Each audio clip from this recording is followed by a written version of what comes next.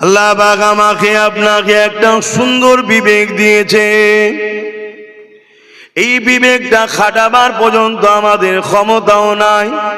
ভালো মন্দ বুঝার জন্যই তো আল্লাহ আমাকে আপনাকে আশরাফুল মখলুকাত করেছে, কিন্তু আমরা ভালো মন্দ এখনো বুঝতে পারছি না। এ নওজওয়ানেরা, যুগে যুগে ইসলামের উপরে আঘাত হয়েছে, যুগে যুগে দ্বীনের উপরে আঘাত হয়েছে।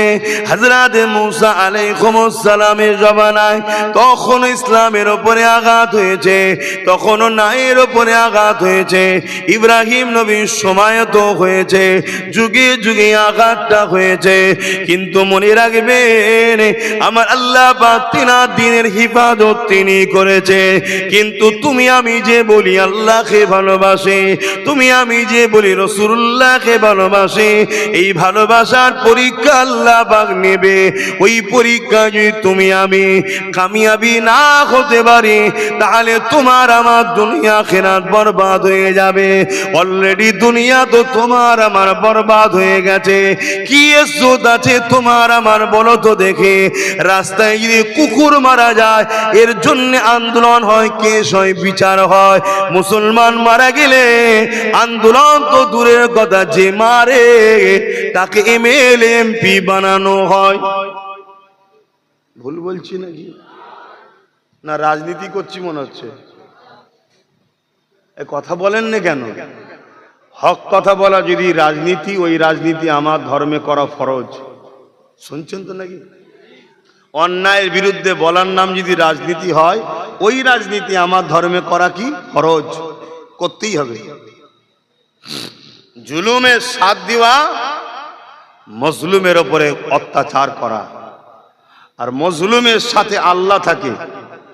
যে মজলুমের বিরোধী হয় সে আল্লাহর বিরোধী। কথা বুঝে আসছে? অসুবিধা হচ্ছে না তো? তাহলে এই বিষয়ে আলোচনা করি নাকি? আমার বাপেরা কি বলছে, মন সব মরা হয়ে গেল কেন? শুরুতেই যদি অ্যাকশন হয়, তা লাস্টে কি হবে এটা ভাবছেন নাকি? যেটাই হবে আল্লাহ ও রাসূলের জন্য হবে। এ যুবকেরা, তরুণেরা, বাপেরা, ইতিহাসের পাতা সাক্ষী দেয়, ফেরাউন নিজেকে খোদা দাবি করেছিল। আজও কিছু ফেরাউন বেরিয়েছে, তারা নিজেকে নিজে খোদা দাবি করেনি, লোক দিয়ে বলছে বল আমি আল্লাহ। বলাচ্ছে না? বলেন একটু হ্যাঁ কি না বলবেন। আবার মহিলা খোদা বেরিয়েছে আমার রাজ্যে, নাউজুবিল্লাহ। এ শয়তান তো জাহান্নামে যাবে, এদের সাথে যারা থাকবে ও বেটাগুলোও যাবে। আল্লাহ নবী মদিনা নববী শরীফে বসে আছেন, এমন সময় একজন গ্রাম্য মানুষ চলে আসলো। ইয়া রাসূলুল্লাহ, হাবিবাল্লাহ, কিয়ামতটা কবে হবে? আল্লাহ নবী বললেন মাআদাতালাহা, এ বাবা ছেলে কিয়ামতের জন্য কি করেছো বাবা? ওই ছেলেটা বলতে লাগলো ফাকামাদাতুলহা কাসীরা সালাতি ওয়া সিয়ামি। ইয়া রাসূলুল্লাহ, হাবিবাল্লাহ, বেশি বেশি নামাজ রোজা করতে পারিনি, ইল্লা তবে আন্নী উহিব্বুল্লাহ রাসূলুহু, আমার অন্তরে, আমার কলবে, আমার হৃদয়ে সব থেকে বেশি আল্লাহ ও নবীকে ভালোবাসি। আল্লাহ নবী কথাটা শুনে বলেছিলেন আল মারউ মা মান আহাব্বা, দুনিয়ায় যে যাকে ভালোবাসবে, দুনিয়ায় যে যাকে ভালোবাসবে, দুনিয়ায় যে যার সঙ্গে থাকবে, আল মারউ মা মান আহাব্বা, পরকালে সে তার সঙ্গে থাকবে। কেউ কাউকে আল্লাহ বলে প্রচার করবে, কেউ কাউকে খোদা বলে প্রচার করবে। নাউজুবিল্লাহ মিন জালে। তুমি মুসলমান কখনো হতে পারো না তার পক্ষে দাঁড়াতে। যদি বলে সে তো বলেনি, সে তো এখন বলবে না, কেন আজকালকার ফেরাউনরা জানে এখনো ঈমানদার দুনিয়ায় রয়েছে, তাই টেস্ট করার জন্য অন্যজনকে দিয়ে বলাচ্ছে। তার তো উচিত এই বক্তব্যটা ভুল ছিল, সে সেটাও তো বলছে না। সে তো পরীক্ষা করে দেখছে মুসলমান এরপরও আমার সাথে থাকে না থাকে না। শুনছেন তো নাকি? আল্লাহর জন্য বলবো না? বলবেন তো আল্লাহর জন্য বলবো না? এখন আল্লাহর জন্য বলতে গিয়ে তোমার যদি দুনিয়ার চোর বদমাই নেতাদের গায়ে লেগে যায়, আমার অসুবিধা আছে? আপনাদের অসুবিধা আছে? যদি অসুবিধে থাকে জানতে হবে আপনি সেজে আছেন মুসলমান, কিন্তু আপনি নিজেও জানেন না আপনি ওই কাতারের লোক। কথা মাথায় ঢুকছে? কেন আলমারউ মা মান হাব্বা, দুনিয়ায় যে যাকে ভালোবাসবে তার সঙ্গে হাসর নাসর পরকালে থাকবে। বাপেরা, নজওয়ানেরা, এ নবী পাকের প্রেমিকেরা, আল্লাহ পাক তোমাকে আমাকে পরীক্ষা নেবে। এই দুনিয়া জমিনে জালিম শাসক দিয়ে যেমন হযরতে মাসাত্তাকে পরীক্ষা নিয়েছিল, মুসা আলাইহিস সালামের জবানার কথা। একজন মহিলা আম্মা জান, তিনার নাম হযরতে মাসাত্তা রাদিয়াল্লাহু তাআলা আনহা, তিনাকে আল্লাহ পাক পরীক্ষা নিয়েছিলেন। তিনি বড় গরীব ছিলেন, স্বামী হারা ছেলে, তিনটে পুত্র সন্তান ছিল। এই গরিবী সংসার কিভাবে চালাবে, এই জন্য ফেরাউনের ঘরে চাকরানির কাজ করত। ফেরাউনের ঘরের কাজ বার করে দিয়ে তার সংসারটা চলতে থাকতো। ফেরাউন নিজেকে খোদা দাবি করে ফেললো। এই খোদাই যখন দাবি করেছে, ফেরাউনের এই খোদাই দাবিতে মানুষ সবাই মানতে শুরু করেছে। যারা মানেনি ফেরাউন তাদের উপরে জুলুম করতে লেগেছে, ফেরাউন তাদের উপরে অত্যাচার করতে লেগেছে। এ যুবকেরা, তরুণেরা, হযরতে মাসাত্তা কিন্তু ফেরাউনকে খোদা বলে মানে নে। ফেরাউন তিনাকে আল্লাহ বলে মানে, যিনি মুসা আলাইহিস সালামকে জালিমদের হাত থেকে বাঁচাবার জন্য পাঠিয়েছিলেন। হযরতে মাসাত্তা এমন করে ফেরাউনের বাড়ি কাজ কাম করে, কিন্তু ফেরাউনকে খোদা বলে মানে না। হঠাৎ করে একদিন মাসাত্তার হাত থেকে একটা কাকুই ছিল জমিনে পড়ে যায়। ওই কাকুইটা যখন তুলতে লেগেছে, বিসমিল্লাহ বলে উঠাতে লেগেছে। এই খবরটা ফেরাউনের সন্তান যখন জানতে পেরে যায়, এই খবরটা ফেরাউনকে জানিয়ে দেয়, আব্বাজান, মাসাত্তা আপনাকে খোদা বলে মানে না। মুসা যে আল্লাহর প্রচার করে সেই আল্লাহকে তিনি মানে। এই কথাটা শোনার সাথে সাথে ফিরাউন রেগে গিয়ে মাসাত্তাকে ডাক দিল, হে মাসাত্তা, এদিকে আসো, শুনলাম নাকি তুমি আমাকে খোদা বলে মানো না। শুনছেন? এখন তো তবুও কেউ মারলে দুটো লোক আপনার হয়ে বলার আছে। আগেকার সময়ে এত জুলুম হতো, কেউ বলার ছিল না। আর ওই জুলুম কিন্তু আগামী দিন আসছে, আর ওই জুলুমকে আনছি আমরাই। কি করে আনছি? আমরা চুপ থাকার জন্য জুলুম বাড়ছে। অন্যায় তখন বাড়ে যখন সমাজের মুখে মানুষ অন্যায়ের বিরুদ্ধে বলা বন্ধ করে। শুনছেন? তা আমরা আমাদের বাচ্চাদের জন্য একটা বিষাক্ত সমাজ গড়ে রেখে যাচ্ছি, অথচ বাপ হিসাবে দাবি করি সন্তানকে ভালোবাসি, কিন্তু সমাজে কত হিংস্র, কত হিংসুক্ত হচ্ছে, কত সমাজ মানবতা বিরোধী হচ্ছে, কত সমাজ ইনসাফ বিরোধী হচ্ছে, এটাকে আমরা ভুলে গেছি। ভাই, এই আওয়াজ আপনাদের অসুবিধা হচ্ছে না তো? না মাথায় ঢুকছে যে এসেছে ইসলামের কথা বলবে? আমি ইসলামের বাইরে বলছি না, ইসলামের কথাই বলছি এবং ইসলামের মূল কথা বলছি। নামাজ তো মেয়েরাজ থেকে নবী এনেছে, রোজা তো মেয়েরাজ থেকে এনেছে। নবী নবুয়াতের ঘোষণার পর নবী সর্বপ্রথম যে কাজ করেছিল, সমাজের মানুষকে অন্যায়, অত্যাচার, রাহাজানি, খুন, দাঙ্গা, ফাসাদ, জালিম শাসকদের হাত থেকে আল্লাহ নবী সমাজকে মুক্ত করেছিল, বাঁচিয়েছিল। জোরে বলুন সুবহানাল্লাহ। তাহলে ওই অষ্টা করতে হবে না? হবে না? আমি কি নামাজের বিরুদ্ধে মনে হচ্ছে? রোজার বিরুদ্ধে? হজের বিরুদ্ধে? ওটা আলোচনার দরকার আছে, আমি অস্বীকার করছি না, কিন্তু আগে আমার ছেলেটাকে বাঁচাই, তারপর তো জমি জায়গার কাগজটা বাঁচানো যায় কি দেখতে হবে, না আবার হয়ে যাবে। বুঝতে পারছি তো। তো মা সাত্তাকে জিজ্ঞেস করছে, তুমি নাকি শুনলাম আমাকে খোদা বলে মানো না,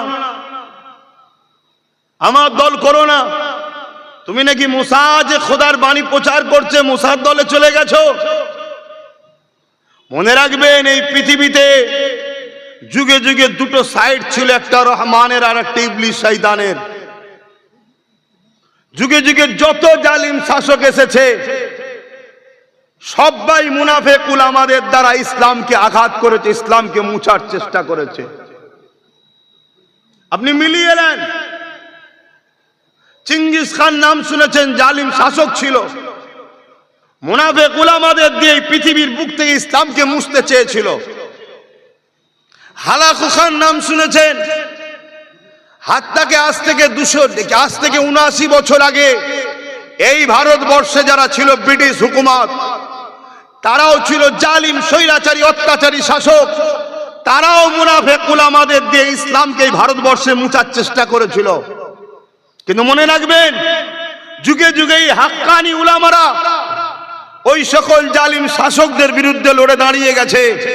যেমন ব্রিটিশদের বিরুদ্ধে সর্বপ্রথম আব্দুল আজিজ মুহাদ্দিস দেহলভী রহমাতুল্লাহ আলাইহি তিনি ফতোয়া জারি করে দিলেন যে ব্রিটিশের বিরুদ্ধে লড়াই করা ফরজ, কেন ইসলামকে মিটাতে চাইছে। শুনছেন, এটা যুগে যুগে হয়েছে। আজকে নতুন করে আবার আমার ধর্মের অস্তিত্বকে মিটিয়ে দিবার একটা পরিকল্পনা করছে জালিম শাসকরা। তারা ক্ষমতার নামে মানুষের নিত্য প্রয়োজনের কথা ভাবে না, তারা ক্ষমতার জোরে মানুষের যে চাওয়া পাওয়া সেদিকে গুরুত্ব দেয়নি। তারা বারবার আমার ধর্মকে নিয়ে ব্যঙ্গ করছে, আমার ধর্মকে নিয়ে ক্রিটিসাইজ করছে, আমার ধর্মের উপরে আঘাত করছে। আর দুঃখের সাথে বলতে হয়, যখন দূরে প্যালেস্টাইনের বাচ্চাদের ঘরে মারা হয়, আমার কলকাতার রাজপথে তখন আন্দোলন হয়। আর যখন বাংলা নিরীহ মুসলমানদের ঘর ভাঙা হয়, দোকান ভাঙা হয়, কেস দেওয়া হয়, খুন করা হয়, এই সকল তথাকথিত সংগঠনগুলো আন্দোলন করে না, কারণ এরা পোশাক গোলাম ছাড়া দ্বিতীয় কিচ্ছু নয়। এরা প্যালেস্টাইনের মুসলিমদের দরদ দেখায়, নিজের রাজ্যের মুমিন মুসলমানের ঘরের মজলুম অসহায়দের হয়ে এদের দিল কাঁদে না। অবশ্যই প্যালেস্টাইনবাসীর উপরে আমাদের দরদ আছে, কেন পৃথিবীর যে কোনো মুসলমান আমাদের ভাই, কালেমার ভাই, আমরা এক শরীরের ন্যায়। কিন্তু ওর বেলায় আন্দোলন হয়, এখানের বেলায় আন্দোলন হয় না কেন? অন্য কোন রাজ্যে ইসলাম নিয়ে আল্লাহর উপরে রাসূলের উপরে আঘাত হলে আমার কলিকাতাতে বিশাল আন্দোলন হয়। আর যখন আমার বাংলায় একদল মানবরূপী পশুগুলো একে তাকে আল্লাহ বলছে, এটা আমার আল্লাহ, এটা আমার আল্লাহ, এটা সেটা, তখন তাদের বিরুদ্ধে আন্দোলন কেন আমাদের উলামারা করেনি? এটা একটা প্রশ্ন জিজ্ঞাসা আছে না নাই? আমি কি ভুল করছি? আপনাদের ক্ষতি করছি? ঝগড়া করতে এসছি না? হ্যাঁ, ঝগড়া করতে এসছি, 100% ঝগড়া করতে এসছি, তবে আল্লাহ ও রসুলের জন্য। আল্লাহ ও রসুলের হয়ে ঝগড়া করাটাও ফরজ। শুনছেন তো নাকি?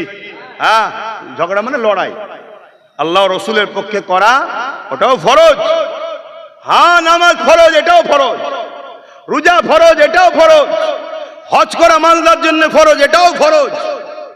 তুমি কেমন মুসলমান? তুমি কেমন ইসলামের অনুসারী? তোমার দিন কাউকে জুলুম করা শিখাইলে তুমি জুলুম করতে পারবে না, কিন্তু কেউ তোমার দিনের উপরে আঘাত করবে আর তুমি সেটাকে নীরবে সহ্য করে নেবে।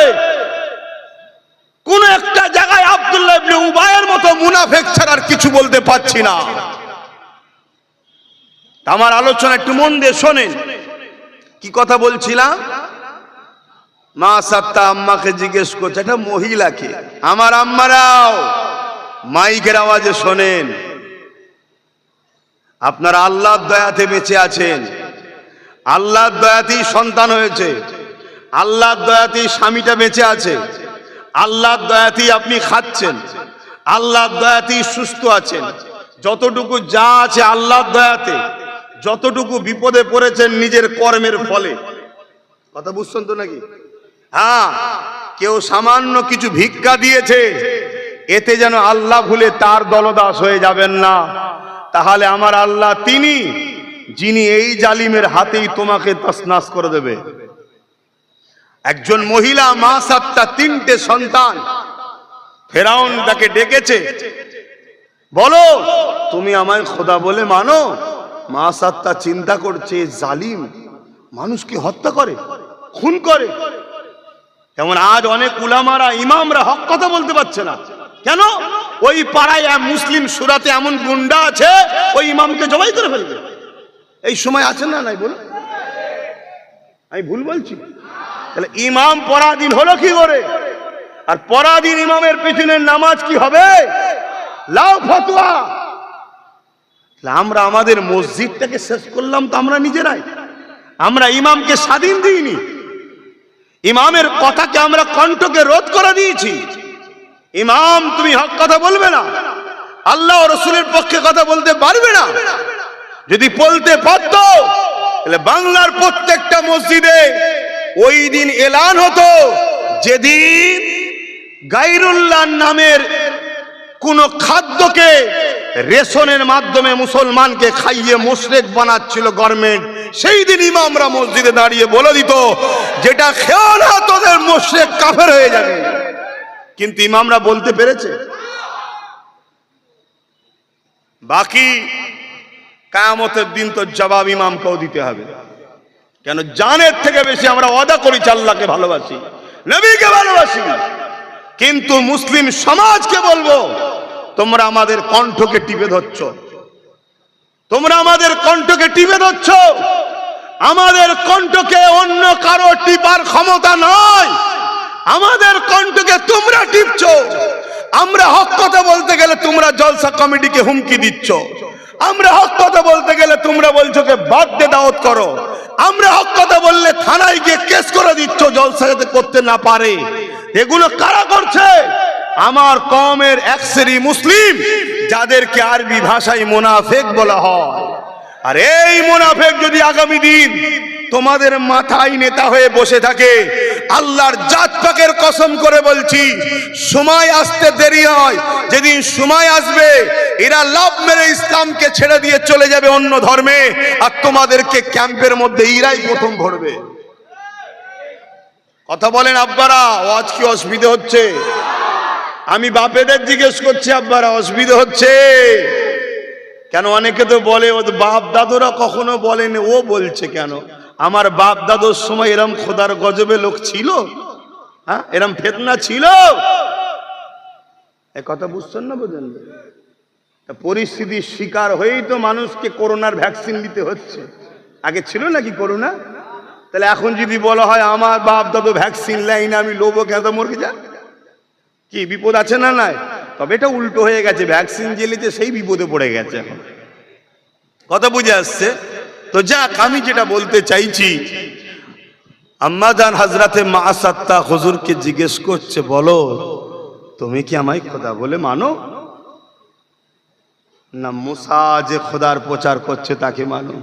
মা সাত্তা চিন্তা করছে, জালিম আমাকে মেরে ফেলবে যদি হক কথা বলি, আর যদি মিথ্যা বলি কিয়ামতের দিন আল্লাহ আমার উপরে নারাজ হয়ে যাবে। আহা, একজন মায়ের জাতে কত বড় কথা আজকে ভাবতে লেগেছে। কেননা মায়েরা বড় দুর্বল হয়, মায়েরা বড় নরম দিলের হয়, মায়েরা বড় কষ্টকে সহ্য করতে পারে না। তথাপিও মা সাত্তা আম্মা প্রমাণ করে দিল, কিয়ামত পর্যন্ত মা সাত্তা আম্মার প্রচার চলবে। কেননা প্রেমিক কারা হয়? আল্লাহ পাক দুনিয়াকে দেখিয়ে দিচ্ছে, পরীক্ষা তো আল্লাহ নেবে। এ দুনিয়ার মানুষের অনেককে পরীক্ষা নিয়েছি, তারা আমাকে ছেড়ে দিয়ে চলে গেছে, অথচ বলতো ভালোবাসে। কিন্তু আমার মা সাত্তা আমাকে ভালোবাসে বলেছে। কেমন ভালোবাসে দেয়! হযরতে মা সাত্তাকে যখন জিজ্ঞাসা করা হলো, বলো তো দেখি, মা সাত্তা দিলে দিলে বলতে লেগেছে, যদি আমি এরকে সত্য কথা বলি এই ফিরাউন আমাকে জালিম মেরে ফেলবে, আর যদি মিথ্যা কথা বলি আমার আল্লাহ পাক আমার উপরে নারাজ হয়ে যাবে। যিনি আমার আমার খালিক, যিনি আমাকে বানিয়েছে, যিনি আমাকে সৃষ্টি করেছে, যিনি আমাকে আশরাফুল মখলুকাত করেছে, যিনি আমাকে দুটো হাত দিয়েছে, যিনি আমাকে দুটো পা দিয়েছে, যিনি আমাকে তিনটে সন্তান দিয়েছে, যিনি আমাকে এত সুন্দর করে বানিয়েছে, সেই রবকে আমি কি করে কষ্ট দিতে পারি? আমার জান যাই চলে যাক, আমি মিথ্যা বলবো না, যাতে করে আমার রব কষ্ট না পায়। এই জন্যে মা সাত্তা আম্মা বলতে লেগেছে, এ ফেরাউন শুনে রেখে দাও, যেটা তুমি শুনেছো ঠিকই শুনেছো, আমি আপনাকে খোদা বলে মানি না, আমি তিনাকে খোদা বলে মানি, যিনি আপনাকেও বানিয়েছে, মূসা কালিমুল্লাহকেও বানিয়েছে। আরো জোরে বলুন সুবহান। একটা কোনো যখন কথা হয়, সেই কথাটা যদি ভুল হয়, চুপ থাকা মানে ভুলকে সাপোর্ট করা। একটা কথা যদি কিছু ঠিক হয়, চুপ থাকা মানে ঠিককেও সাপোর্ট করা। অতএব নিজের তো ইজহার করতে হবে। তা আম্মা জান খুলে আম বলে দিলেন যে হ্যাঁ, আমি লা ইলাহা ইল্লাল্লাহ, अल्लाह के सिवा दूसरा कोई माबूद ही नहीं, चाहे अल्लाह मूसा कलीमुल्लाहকে আমাদের জন্য পাঠিয়েছেন, আমি সেই আল্লাহকে মেনে নিয়েছি। ফেরাউন মা সাত্তাকে বুঝাচ্ছে, দেখো তুমি জানো আমি তোমার উপরে কত জুলুম করতে পারি, তুমি যা বলেছো এই কথাকে উইথড্র করো, তুমি আমার কথা মেনে নাও, তোমাকে আমি আজাদ করে দেবো, তোমাকে আমি মুক্তি দিয়ে দেবো, অনেক সোনা দানা দেবো, অনেক হীরামণি মুক্ত দেবো। কিন্তু মা সাত্তা আম্মা একটাই কথা বলছে, তুমি আমাকে যদি মিশরের রাজ ক্ষমতাও দিয়ে দাও, আমি তথাপিও তোমাকে মেনে নিতে পারি না। কেননা আমার খোদা তিনি, যিনি তামাম কায়নাতের একমাত্র মালিক আল্লাহ।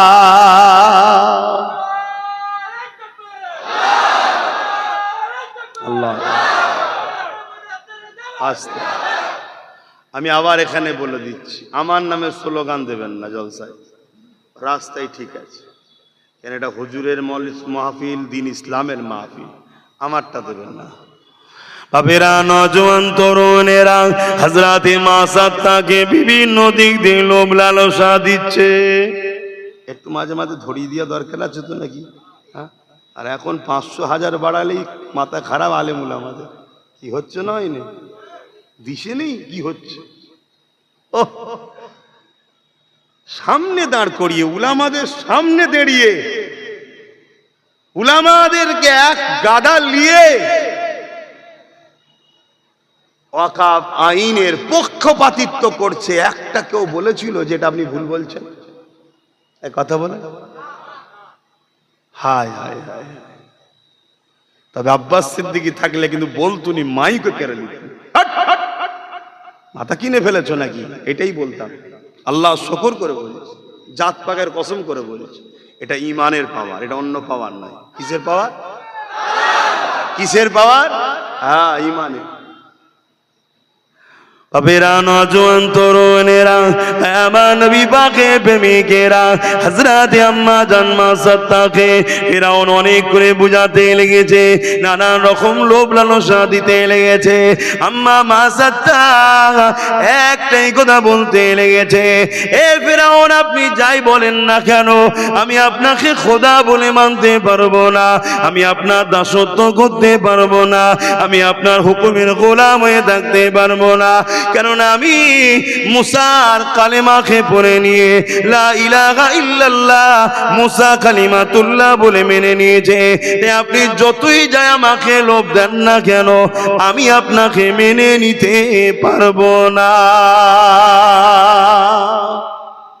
দেখছে লোভে যখন হয়নি, এবার ভয় দেখাও, ভয় দেখাও, নানা রকম ভয় দেখাচ্ছে, তোমার উপরে জুলুম হবে, হে হবে, হ্যান হবে, ত্যান হবে। আম্মা মা সাত্তা এক জায়গায় দাঁড়িয়ে আছে, শোনো ফেরাউন, তুমি যদি আমার শরীরের উপরে জুলুম করলে করতেও পারো, কিন্তু আমার রবকে আমি এমন একটা জায়গায় রেখেছি, ওখান থেকে বার করার ক্ষমতা কারো নাই। জোরে বলুন সুবহানাল্লাহ। এই জমিনের উপরে আমরাও দেখেছি বিভিন্ন জায়গায় নিরীহ নিরীহ মুসলমানদের ঘরে বাপ সমতুল্য দাদু সমতুল্য মুসলমানকে দাঁড়ি ধরে বিভিন্ন জায়গায় পিটানো হয়েছে বিভিন্ন স্লোগান দিবার নামে। এই ভারতবর্ষে আপনারা দেখেছেন না দেখেননি? তবে আলহামদুলিল্লাহ আমরা দেখেছি অনেক আমার বাপ অনেক আমার যুবক জীবন দিয়া পছন্দ করেছে, আল্লাহর জায়গায় অন্য কাউকে আনা পছন্দ করেনি। জোরে বলুন সুবহানাল্লাহ। আজও ইমানদার আছে না? না, এটাই তো তার নমুনা আমরা দেখেছি। কিন্তু মনে রাখবেন এটা নতুন নয়, এটা যুগে যুগে ছিল, যুগে যুগে ছিল। আসেন সময় যদি হয় আলোচনা করব হযরত আম্মা জান মা সাত্তাকে যখন কোনোভাবে লোভ লালসা দিয়ে ভয় দেখিয়ে যখন রুকা গেল না, ওই সময় ফেরাউন একটা ফন্দি করলো। কেননা মায়ের কাছে সব থেকে প্রিয় হলো তার সন্তানেরা। নিজে পছন্দ করে না শান্তি, সন্তানের জন্য পছন্দ করে, নিজের জানের ময়া করে না, মা বাপ সন্তানের কথা বেশি ভাবে। এই জন্য ফেরাউন বুদ্ধি করলো, একটা বিশাল বড় কড়া তৈরি করলো। ওই কড়াতে তেল দিয়ে আগুন ধরিয়ে দেওয়া হলো। ওই বিশাল বড় কড়ার ওই তেলটা টকবক টকবক করে ফুটতে লেগেছে। এই কড়ার পাশে আম্মা মা সাত্তাকে হাজির করেছে, তিনটে সন্তানকে হাজির করেছে। হাজির করিয়ে বলতে লেগেছে, এ মা সাত্তা রে, অনেক দিক দিয়ে তোকে বুঝালাম, শুধরালি না, তাহলে মনে রেখে দে এখনো সময় রয়েছে। আমাকে খোদা বলে মেনে নে, আমার দলে চলে যায়, আমার দাসত্ব করে নে, আমার হুকুমের গোলাম হয়ে যা, নচেত তোর একটা বাচ্চাকে এই গরম করা তেলে ছেড়ে মেরে দেওয়া হবে। জুলুম কাকে বলে দেখে? সামান্য কেস দিলে আমরা নীতি পাল্টে দিই, সামান্য দোকান বন্ধ করে দিলে নীতি পাল্টে দিই, সামান্য মাইনে বন্ধ করে দিলে নীতি পাল্টে দিই, সামান্য ফোনে হুমকি দিলে নীতি পাল্টে দিই। এই ইমানদারি তোমার কেমন ইমান? আল্লাহর উপরে তোমার কি ভরসা নাই? আল্লাহ তোমাকে যদি জেলে দিয়ে পরীক্ষা নেয় তুমি তাতেও খুশি থাকো। আল্লাহ যদি তোমার দোকানকে ভেঙে দিয়ে পরীক্ষা নেয় তাতেও তুমি খুশি থাকো। আল্লাহ তোমার রুজি যদি দুদিন বন্ধ করে পরীক্ষা নেয় তাতেও তুমি খুশি থাকো। জমিনে তোমাকে আল্লাহ বিভিন্ন দিন দিয়ে পরীক্ষা নেবে। হযরতে মা সাত্তা এই সময় ওই জালিম শাসকের সামনে বলেছিল, এ ফেরাউন, তুমি যত যাই করো না কেন আমি মা সাত্তা আল্লাহকে ছেড়ে দেব না। মহব্বত থেকে বলে রে বাবা, এক কথা বলছেন না কেন? মহব্বত এটাই তো নাকি? হ্যাঁ, 5 ওয়াক্ত মসজিদে গিয়ে নামাজ পড়ছি, আল্লাহকে সেজদা দিচ্ছি, অথচ মসজিদ যখন ভেঙে দিতে চাইছে, যারা ভাঙতে চাইছে তাদেরকে শক্তিশালী করছি। এটা কি নামাজির আল্লাহর মহব্বত হচ্ছে? ভাই এক কথা বলেন, এটা তো মাথায় ঢুকানো দরকার, এটা তো মাথায় ঢুকানো দরকার। এখন কারো মাথায় যদি এটাও আসে যে সবই ঠিক আছে বাবাজি, আমরা তো আপনাদের মহব্বত করি, ভালোবাসি, দাদা হুজুরের সিলসিলার অনুসারী, কিন্তু আমি দেখছি আপনারা জলসার মাহফিলে গিয়ে এসব কথা বলছেন কেন? আমি তাদেরকে একটাই কথা বলবো, যারা রাজনীতির জায়গায় গিয়ে ধর্ম মিটাতে চাইছে ওদেরকে আগে যে বুঝান যে তোরা যা করছিস করে গে, যে আমার ধর্মকে মিটাতে চাইছিস কেন রে?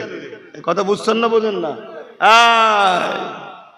দ্বিতীয় নম্বর কথা, অনেকে বলে যে এত দল আছে, কেউ বলে না, শুধু ফুরফুরাওয়ালারাই বলে। আলহামদুলিল্লাহ, পূর্ব ভারতের আহলে সুন্নাত ওয়াল জামাতের হেড অফিস হলো ফুরফুরা শরীফ। দাদা হুজুর জোরে বলুন সুবহানাল্লাহ। এই হক দরবার থেকে তো আওয়াজ উঠবে। এবার অন্য কেউ বলছে কি বলবে না সেটা তাদেরকে যে প্রশ্ন করুন, তাদের ব্যাপার। কিন্তু মনে রাখবেন, এদেশে যখন ব্রিটিশ জুলুম করেছিল, ফুরফুরা আবু বকর সিদ্দিক তখন ব্রিটিশদের বিরুদ্ধে আওয়াজ তুলেছিল।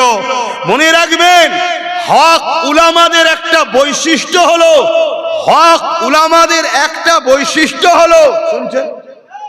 হাক্কানি কি চিনবেন কি করে?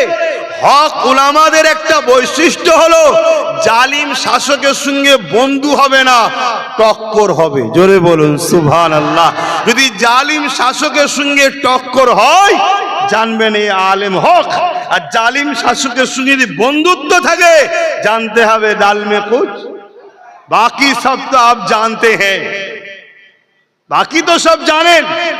আপনি দেখুন ইমামে আজম আবু হানিফা হুজুরের সঙ্গে জালিম শাসকের টক্কর হয়েছে না হয়নি? ইমাম সুফিয়ান সাউরি জালিম শাসকের সঙ্গে টক্কর হয়েছে। ইমাম মালিক জালিম শাসকের সঙ্গে টক্কর হয়েছে। ইমাম বুখারী যিনি 90,000 ছাত্রকে একসাথে পড়াতেন, এত বড় ইমাম, তিনার সঙ্গে জালিম শাসকের টক্কর হয়েছে। আপনি চলে যান গরিবে নওয়াজ, আতায়ে রসুল, সুলতানে হিন্দ, বাদশাহে হিন্দ, মঈনুদ্দিন আজমিরি, হাসানি হোসাইনি, আওলাদে রসুল, তিনার সঙ্গে জালিম শাসকদের টক্কর হয়েছে না হয়নি? চলে যান পাঞ্জাবে কি বলে সিরহিন্দ শরীফে শুয়ে আছে মুজাদ্দিদ আলফেসানি রহমাতুল্লাহ আলাইহি, তিনার সঙ্গে হতভাগা জালিম আকবরের টক্কর হয়েছে না হয়নি? আমার মুজাদ্দিদ জামানের সঙ্গে ব্রিটিশদের টক্কর হয়েছিল। শুনছেন তো নাকি? এটা নমুনা হক উলামাদের। কেন অন্যায় আর ইসলাম একসাথে থাকতে পারে না। ইসলাম তো অন্যায় মিটাবার নাম, ইসলামের উলামা কখনো অন্যায়ের সঙ্গে থাকতে, কিন্তু যুগে যুগে উলামার ইউনিফর্মে, উলামার লেবাসে, উলামার সুরাতে, উলামার সেজে একদল মুনাফিকরা জালিম শাসকের দালালি করে সমাজে নিরীহ মুসলমানকে জালিম শাসকের দিকে নিয়ে যাওয়ার হাজারো চেষ্টা করেছে। এটা যুগে যুগে হয়েছে। আচ্ছা, এই কথাগুলো বললে জালিম শাসকরা আমার বন্ধু হবে তো নাকি? আর জালিম উলামা শাসকদের উলামাগুলো এই বন্ধু হবে? তারা তো আমার জন্য অনেক কিছু ফাঁদ পাতবে নাকি? যেমন একটা ফাঁদ পাচ্ছে, ওই আমার ওয়াজকে কেটে কেটে কেটে কেটে কেটে কেটে আগে পিছু করে এডিট করে বা এআই করে নানা রকম ছড়াচ্ছে, দেখছেন না? ফাঁদ। কেন? একটাই লক্ষ্য, এদের দিলে আব্বাসকে খারাপ করে দাও। এই যে আব্বাস জড়ো করছে, মুসলিম উম্মাকে জাগাচ্ছে, একতা তৈরি করছে, শান্তির পায়গাম দিচ্ছে, ইনসাফের কথা বলছে, গরিবের পক্ষে দাঁড়াবার কথা বলছে, অসহায়ের পক্ষে দাঁড়াবার কথা বলছে, হিন্দু বাপ মাকে ভালোবাসার কথা বলছে, আদিবাসী দলিত সাঁওতাল বাগদি যেই হোক অসহায় তাকে ভালোবাসার কথা বলছে। এই যে একটা ইনকিলাব তৈরি করছে, দাসত্ব প্রথা থেকে মানুষকে বার করতে চাইছে, তো দুনিয়ায় যারা খোদা হতে চাইছে আজকের ফেরাউন, তাদের অসুবিধে হবে না? হবে না? তারা তো কোনো দিক দিয়ে না পারলে এটাই করবে। কি চালাচ্ছে না? চালাইনি। তাই আমি প্রথমেই বলে দিলাম, বিশ্বাস যদি থাকে চেপে চেপে বসো, জুড়া যদি হয় জোড়ো, আর নাই কেটে পড়ো। কেন? পক্ষে বিপক্ষে থাকবেই, পক্ষে বিপক্ষে থাকবেই। আখেরি জামানা বাপেরা, নজওয়ান তরুণেরা, ফেরাউন দেরি করলো না। যখন মাসাদ্দা কিছুদিন শুনছে না, ফেরাউন সৈন্যকে হুকুম করে দিল, এ মাসাদ্দা ছেলেকে নিয়ে, বড় ছেলেটাকে নিয়ে গরম করার তেলেতে ফেলে দাও। আর মায়ের চোখের সামনে বড় সন্তানটাকে নিয়ে গরম করার তেলেতে ফেলে দিল। নিজের বিবেককে একবার প্রশ্ন করো, নিজেকে একবার প্রশ্ন করো, চোখটা বন্ধ করে খেয়াল করো, ওই টাইমটা কত কষ্ট টাইম একটা মায়ের জন্যে। আমার আম্মা জানেরা, এই দৃশ্য দেখে আম্মা মাসাত্তার চোখে পানি এসে গেল। তিনি কাঁদতে লাগলেন, কাঁদতে লাগলেন। ছেলেটা গরম করার তেলের মধ্যে পড়ে গেল, ছটপট করে লাফাতে লাফাতে জানটা বেরিয়ে গেল। ছেলেটা গরম তেলের মধ্যে নিস্তেজ হয়ে গেল। মাসাত্তার চোখে পানি। ফেরাউন বলতে লেগেছে, মাসাত্তারে এখনো দুটো ছেলে আছে, এগুলোকে নিয়ে ঘরে চলে যাও, আমাকে মেনে নাও, আমার দাসত্ব করে নাও, আমাকে খোদা বলে মেনে নাও। মাসাত্তার চোখের পানি নিয়ে বলে, জালিম, আল্লাহকে ভয় কর, যতই তুই জুলুম করিস না কেন, আমি আমার আল্লাহকে ছাড়ব না। ভাই, প্রথমে ফুসকুড়ি হয়, তারপরে চুলকাবার পর ফোড়া হয়, ট্রিটমেন্ট ঠিক মতো না হওয়ার জন্য ওটাই ক্যান্সার হয়। কথা বুঝছেন তো নাকি? এখন হালকা হালকা টাচ দিয়ে দেখছে কত গোলাম হয়েছে, আস্তে আস্তে কিন্তু ওই জায়গাতেই যাচ্ছে। আজ আই লাভ মোহাম্মদ সাল্লাল্লাহু আলাইহি ওয়াসাল্লাম বলাতে যেমন কেস হয়েছে, আমার কথা মিলিয়ে দেন, মসজিদে আজান দেওয়ার জন্য 2 লক্ষ টাকা ফাইন হয়েছে, হয়েছে না হয়নি? আগামী দিন মিলিয়ে নেবেন, কলেমা পড়লে মারবে, আস্তে আস্তে বাড়ছে। তাহলে সমাধান কি? সমাধান অবশ্যই আছে। আমার জানা মতে 2টো সমাধান। নাম্বার 1, হুজুরের সঙ্গে মহব্বত করার মতো করো, অর্থাৎ আমার নবীকে। নবী ছাড়া দ্বিতীয় কোনো নেতা নেই, লিডার নেই, আমাদের কেউ নাই। অতএব সব জায়গায় হুজুরকে মান্যতা দাও, হুজুরকে ফলো করো, একটা। নাম্বার 2, যে শক্তি দিয়ে ওরা আমাদেরকে রুখছে, ওই শক্তি থেকে সরিয়ে ওই জায়গায় নিজেকে দখল করার, নিজেকে বসার স্বপ্ন দেখো। কথা মাথায় ঢুকছে না? ঢোকে না। লোহা না হলে লোহা কাটা যায় না।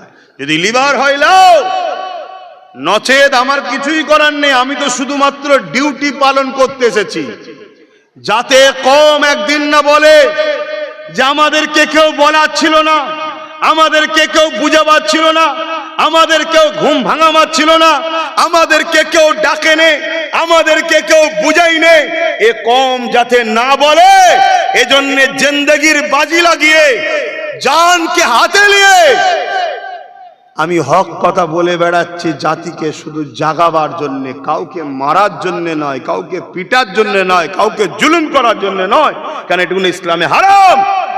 যে আমাদেরকে মিটাতে চাইছে, এটাকে ডিফেন্স করার জন্য। কথা মাথায় ঢুকছে তো নাকি? তা বলো, ডাক দিলে সাড়া দেওয়া দরকার আছে তো নাকি? আর না বলবেন না সময় নেই, কি ডাকলে সাড়া দেওয়া দরকার আছে তো নাকি? হাত তুলে বলো, সাড়া দেওয়া দরকার আছে তো নাকি? সাড়া দেওয়া দরকার আছে তো নাকি? তাহলে ছোট্ট একটা ডাক বীজখানেই দিয়ে দিই। আগামীকাল কদমগাছিতে আসছি 3:30টার সময় ইনশাল্লাহ। কদমগাছিতে কটায়? ইনশাল্লাহ। চলো, প্রতিবাদ সভা আছে, ধিক্কার সভা আছে, একটু যাওয়া দরকার আছে না নাই? আহলে সুন্নাত ওয়াল জামাতের ব্যানারে একটু যাওয়া দরকার আছে না নাই? এখান থেকে তো বেশি দূর নয়। এই ডাকটাতে প্রথম সাড়া দাও, আসো, সংগঠিত হও, ঐক্যবদ্ধ হও। কাউকে মিটাবার জন্য নয়, নিজেদের বাচ্চাকে বাঁচাবার জন্যে, কারোর সঙ্গে ঝগড়া করার জন্য নয়, মা বেটিদের ইজ্জত বাঁচাবার জন্যে, কাউকে লুটার জন্যে নয়, নিজের পরিবার এদের ইজ্জত আবরু বাঁচাবার জন্যে, কাউকে শেষ করার জন্যে নয়, নিজে স্বাধীনভাবে বাঁচার জন্য সংগঠিত হও। কথা মাথায় ঢুকছে? হযরত আম্মা জান মা সাত্তার সামনে দ্বিতীয় ছেলেটাকে যখন গরম তেলে দিয়ে ফেলে দেওয়া হলো, এ যুবকেরা, তরুণেরা, বাপেরা, দ্বিতীয় বাচ্চাটা আবার চটপট করতে করতে থেমে গেল। মা আমার কাঁদতে লেগেছে। ওই সময় ফেরাউন বলতে লেগেছে, এ মা সাত্তার, এখনো নিজের জানটা বাঁচাও এবং তোমার কোলে যে বাচ্চাটা রয়েছে ওই বাচ্চাটাকেও নিয়ে ঘরে ফিরে যাও। কিন্তু আম্মা মা সাত্তার একটাই কথা বলছে, এ জালিম ফেরাউন রে, আল্লাহ পাককে ভয় কর, আল্লাহ পাকের আযাব হলো আরো ভয়ানক। আজ তোমাদেরকেও বলে যায়, দুনিয়ার কোন জালিমের রক্ত দুঃখ দেখে, দুনিয়ার কোন জালিমের রক্ত চক্ষু দেখে, দুনিয়ার কোন জালিমের জুলুমের ভয়ে আল্লাহ থেকে দূরে সরে যেও না। আল্লাহ তোমাকে পরীক্ষা নেবে বিভিন্ন দিক দিয়ে। এই পরীক্ষায় যদি তুমি কামিয়াবি হতে পারো, তোমার দুনিয়া আখিরাতের কল্যাণ হয়ে যাবে। মৃত্যুতে একদিন না একদিন অবশ্যই হবে। ইনসাফের পক্ষে মরো, ন্যায়ের পক্ষে মরো, গরিবকে ভালোবেসে মরো, অসহায়ের সাথ দিয়ে মরো, মানবতার জন্য মরো, কল্যাণের জন্য মরো, জুলুমকে খতম করার জন্য মরো, ইনসাফকে প্রতিষ্ঠিত করার জন্য মরো, মায়ের জাতদেরকে বাঁচাবার জন্য মরো। এ যুবকেরা, তরুণেরা, এগুলোই হলো ইসলাম। কেন আমার নবী পাক সাল্লাল্লাহু আলাইহি ওয়াসাল্লাম ইনসাফের নাম, ইনসাফের জন্য মরো, রাসূলুল্লাহর জন্য মরো। আমার নবী পাকের নাম মানবতা, মানবতার জন্য মরো। আমার রাসূল এত বড় মানবতা প্রেমিক ছিলেন। এ যুবকেরা, তরুণেরা, বাপেরা, আমার নবী পাকের দরবারে অমুসলিমরা যখন আসতো, এসে মসজিদের মধ্যে পিশাব পর্যন্ত করে দিয়েছে। সাহাবারা রেগে গেছে, তাকে ধরবে, মারবে। আল্লাহ নবী বলেছে, না রে বাবা, সেকে খবরদার জুলুম করো না বাবা। আল্লাহ নবী তাকে ডেকে বলেছে, বাবা, এটা আমাদের ধর্মস্থান, এখানে আমরা পবিত্র ধর্মের কাজ করি। সে নবী পাকের কথা শুনে বলেছে, তোমার ধর্মের স্থান তো আমি আমি কি করব, কাটা খায় নুনের ছিটা টাইপের কথা বলেছে। তারপরও নবী পাক তার সঙ্গে মুচকে হেসে তাকে বিদায় করে দিয়েছে। এই মানবতা আমার নবী পাকের না। এই মানবতা প্রতিষ্ঠিত করো, ইনসাফ প্রতিষ্ঠিত করো, খোদার্থকে খানা দাও, এতিমের পাশে দাঁড়াও। আল্লাহ নবী জানিয়ে দিলেন যে এতিমকে ভালোবাসলো সে আমি নবী পাক আমাকে ভালোবাসলো, যে এতিমকে খাওয়ালো সে আমি নবী আমাকে খাওয়ালো, যে এতিমের কাপড় দিল সে আমি নবী আমাকে কাপড় দিল, যে এতিমের মাথায় হাত বুলালো সে আমি রাসূলুল্লাহ আমার মাথায় হাত বুলালো। আরো জোরে বলুন সুবহান। আজকে বলো এতিম নিরাপদে আছে? বলো বলো বলবে তো। এর দোষ কাদের? আমাদের। কেন? সমাজের সিস্টেম খারাপ, সমাজের নেতারা চোর, তাদের নিজেদের খেয়ে খেয়ে খেয়ে খেয়ে জাহান্নাম ভর্তি হচ্ছে না এখনো। নাই সমাজের উচিত তো নেতাদের বড় বড় এতিমখানা, অমুসলিমদের জন্য অনাথ আশ্রম, তাদেরও বাচ্চাদের বাপ মা নেই, তৈরি করা, গভর্নমেন্টের টাকায় সেখানে থাকবে, খাবে, সেখান থেকে পড়াশোনা করবে, আইএস আইপিএস ডব্লিউবি অফিসার হবে, দেশের গর্ব হবে, দেশের সেবা করবে। সরকারের করা দরকার আছে না নাই? সরকারই তো চোর হয়ে গেছে, করবে কে? এই কথা কি খারাপ বলে ফেললাম? রাজনীতি হয়ে গেল? চোরকে চোর বললে যদি রাজনীতি হয় 100 বার বলবে। যার ভালো লাগবে সে মিশবে, যার ভালো লাগবে না মিশবে না। আর যদি মনে হয় জানা নবিয়ানা মেম্বারে বলা যাবে না এ কথা, উলামাকে নিয়ে আসেন, সে যদি বলে যে বলা যাবে না, আমি তওবা ইস্তেগফার পড়বো, যা শাস্তি দেবে তাই মেনে নেবো। কিন্তু আমিও তো উলামাকে একটু টিপে দেখবো, সে মুনাফেক উলামা না মুমিন উলামা, দেখবো না দেখবো না? কারণ আকবরের যে দিনে ইলাহি লিখেছিল সে কি সাধারণ আনাড়ি প্যান্ট শার্ট পরা লোক ছিল না আলেম ছিল? হ্যাঁ, এটা দেখতে হবে। এই আকবরের দালাল নয় তো কি? এসব বললে আবার আমাদের কিছু শুকনো মলি সাহেব আছে, তারা নবীর হয়ে লড়াই করে না, আল্লাহর হয়ে লড়াই করে না, দুনিয়ার বক্তাদের হয়ে লড়াই করে। এরকম আছে না? নাই? হ্যাঁ, এত বড় এত বড়, আরে এত বড় হলে চেটে খাবি নাকি? ইবলিস কম বড় ছিল? ইবলিসের থেকে বড় কেউ আছে নাকি আলে? এখন কেউ আছে? তাহলে কি বলবেন? ইবলিস রহমতুল্লাহ আলাইহি, নাউযুবিল্লাহ মিন জাল লা হাওলা ওয়ালা কুওয়াতা ইল্লা বিল্লাহ। না ইবলিসের বিরুদ্ধে বললে আন্দোলন করবেন? অত বড় স্কলারের বিরুদ্ধে বলে যে ফেরেশতাদের পড়িয়েছে, বলবেন নাকি? কপাল ফাটা, যার মধ্যে ঈমান নেই সে পৃথিবী বিখ্যাত হলো জুতোর পায়ের তলার ধুলো থেকেও নিকৃষ্ট। শুনছেন তো নাকি? আর কোরআনের ভাষায় উলাইকা কাল আনআম, চতুষ্পদ জন্তুর নাই। তারপরেই বলছে বালহুম আদাল, চতুষ্পদ জন্তুর থেকেও নিকৃষ্ট। চতুষ্পদ জন্তুর মধ্যে সব থেকে নিকৃষ্ট কোনটা? না ওর থেকেও নিকৃষ্ট আছে? আয় মুরব্বী বলেছে, অনেকে বলতে পারছে না কোনটা। উজু চলে যাবে, এটা একটা সমাজে প্রচার আছে, বলছে ওর নাম নিলে নাকি উজু চলে যায়।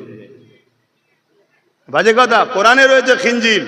যখন খতম তারাবি হয়, হাফেজ সাহেবরা কোরআন পুরো খতম করে না করে না, তারাবির মধ্যে খিনজির নাম আসে না আসে না? তাহলে যদি উজু চলে যায় তো নামাজ কি হবে? এসব কোন একটা প্ল্যান, যাতে এইসব কথা না বলে ফেলে আমাদের বিরুদ্ধে কেউ। আগে আজ থেকে রেডি হচ্ছে না, এটা 100-150 বছরের পরিকল্পনা। এই সমাজকে এত খারাপের দিকে নিয়ে গেছে। মন দিয়ে শোনো, খিনজিরের থেকেও নিকৃষ্ট কারা? এই জমিনের ওপরে মানবরূপী পশু এক ধরনের আছে যারা খিনজিরের থেকেও খারাপ। খিনজির কমসে কম তার স্বজাতির হয়তো গোস্ত খায় না, কিন্তু আমরা দেখেছি ভদ্র স্রোতে ডাক্তারের ইউনিফর্মে কলিকাতাতে আমার তিলক তোমার বোনকে যারা নুচে নুচে খেয়েছে, এরা তিজ খিনজিরের থেকেও খারাপ। আপনাদের কি বলতে অসুবিধা আছে? হতে পারে সে অন্য ধর্মের মেয়ে, কিন্তু আমারই তো বোন, সে আমারই তো বাপ আদমেরই সন্তান, আমারই তো মা হাওয়ার সন্তান। পৃথিবীতে দুটো মানুষ ছিল তো, বাপ আদম মা হাওয়া। তো পৃথিবীতে যত মানুষ আছে সবচেয়ে এই দুজন থেকে। তাহলে হিন্দুরা কি আমাদের ভাই বোন নয়? আদিবাসীরা কি আমাদের ভাই বোন নয়? দলিতরা কি আমাদের ভাই বোন নয়? সাঁওতাল, বাগদি, দোম, মুচি, খ্রিস্টান যেই হোক, ভাই বোন ভাই বোন ভাই বোন। কথা বুঝে আসছে না? নাই? কিন্তু আল্লাহ ও রসুলের বিরুদ্ধে যখন কেউ বলবে, তখন আল্লাহ আমাদেরকে পরীক্ষা নেবে যে ভাই বোনের দিকে থাকে না আমার দিকে থাকে। তখন আমাদের উচিত হবে আল্লাহ ও রসুলের দিকে চলে যাওয়া। তার আগে পর্যন্ত যে ভাই বোন যে কোনো ধর্মেরই হোক, যদি আল্লাহ রসুলকে আঘাত না করে, মানে না, সে জবাব দেবে। শুনছেন তো নাকি? সে মানে না, সে জবাব দেবে, কিন্তু আঘাত দেয়নি। আমরাও তার ধর্মের ওপরে কারো ধর্মের আঘাত দিই নাকি? তো সেও আমার বিরুদ্ধে বলবে না। ব্যবসা বাণিজ্য, লেনদেন, ভালোবাসা, উঠা বসা, কথাবার্তা সব একসাথে চলবে, কারণ আমরা মানুষ। কথা বুঝে আসছে তো নাকি? এটা মাথায় রাখতে হবে বাপ। ধর্মটাকে বোঝেন, ধর্মটাকে বোঝেন। হযরতে মা সাত্তা হুজুরের দুটো ছেলেকে আগুনে ফেলে দিলে কড়ার তেলেতে। এবারে কোলে যেটা আছে হুকুম করে জয়টাকে লাও। ভাবেন, ভাবেন একটা মা তার জানটা কেমন। বাপ হওয়ার পরও আমরা বাচ্চাদেরকে ভালোবাসি তো নাকি? এখানে কম বেশি যাদের সন্তান আছে তারা ভাবেন, আপনার চোখের সামনে আপনার বাচ্চাকে ছিনিয়ে নিয়ে গরম তেলে ফেলা হয়, আপনার অবস্থাটা কি হবে? আপনি ওই জায়গায় টিকে থাকতে পারবেন?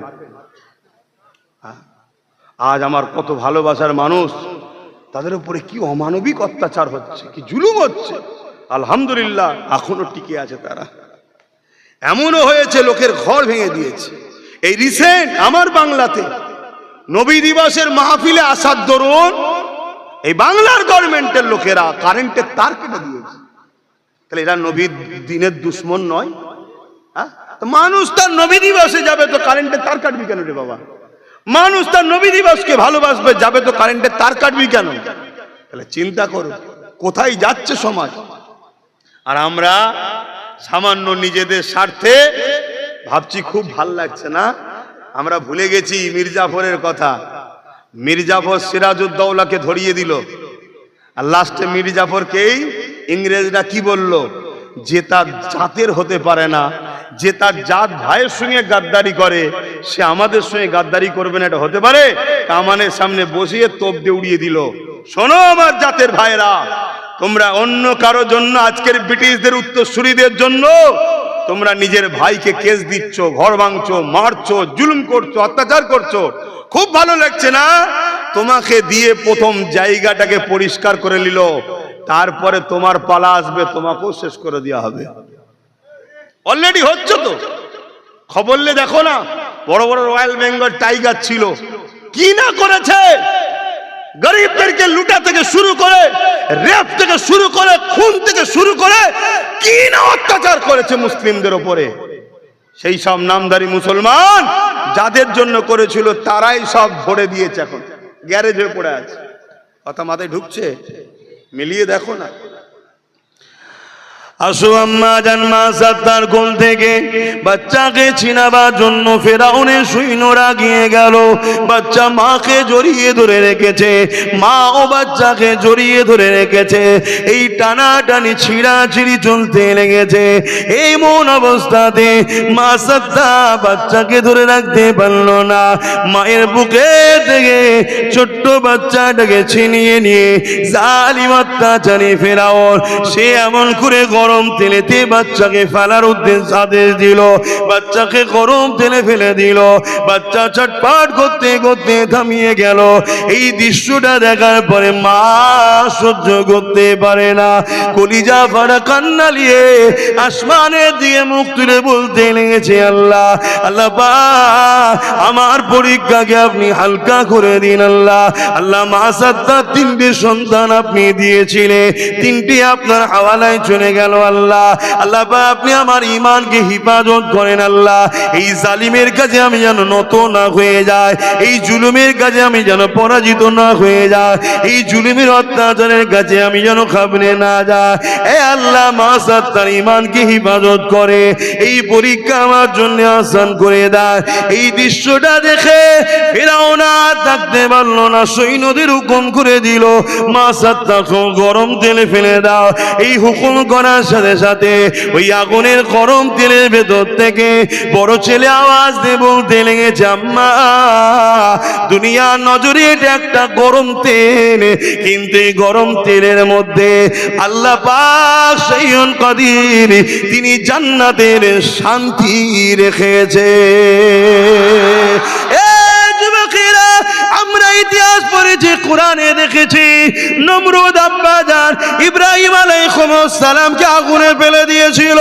নমরুদ আগুনে ফেলে দিয়ে মনে করেছিল আমি ইব্রাহিমকে মিটিয়ে দিলাম, কিন্তু আমার আল্লাহ জানিয়ে দিলে এ আগুন রে আমার ইব্রাহিমের জন্য শান্তিদায়ক ফুলের বাগান হয়ে যা। নমরুদের চাচা আজর এমন করে বাড়ির ছাদে উঠেছে, নমরুদের রাত প্রাসাদে উঠে ওখান থেকে দেখতে লেগেছে ইব্রাহিম আগুনের মধ্যে ফুলের বাগানে ঘুরছে। ওই সময় আজর বলেছিল, ইব্রাহিম সত্যি তোমার আল্লাহ সব থেকে মহান।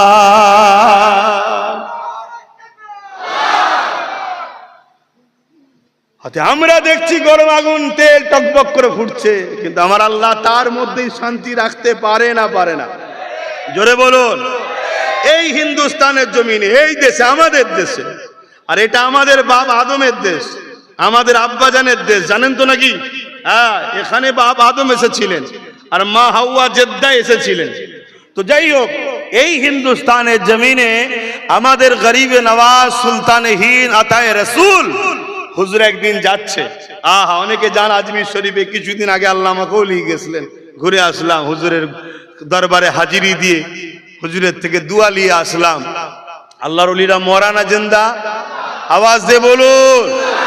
যারা ওলিদেরকে মরা ভাবে তারা আমার বিরুদ্ধে লাগবে না, লাগবে না? এই সময় হাজার দিক দিয়ে আমাকে অ্যাটাক করা হচ্ছে,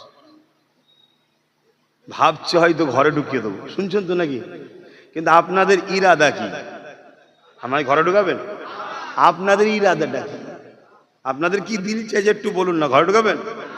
পুরো পৃথিবীর লোক আমার পিছনে লাগলো আমায় ঘরে ঢুকাতে, যদি আল্লাহ বলে তোকে বাইরে রাখবো, আর পৃথিবীর লোক যদি বলে তোকে বাইরে রাখবো, আর আল্লাহ যদি বলে ঘরে ঢুকাবো, হাতে ফাইসাল্লাহ আমার আল্লাহর কুদরতি হাতে।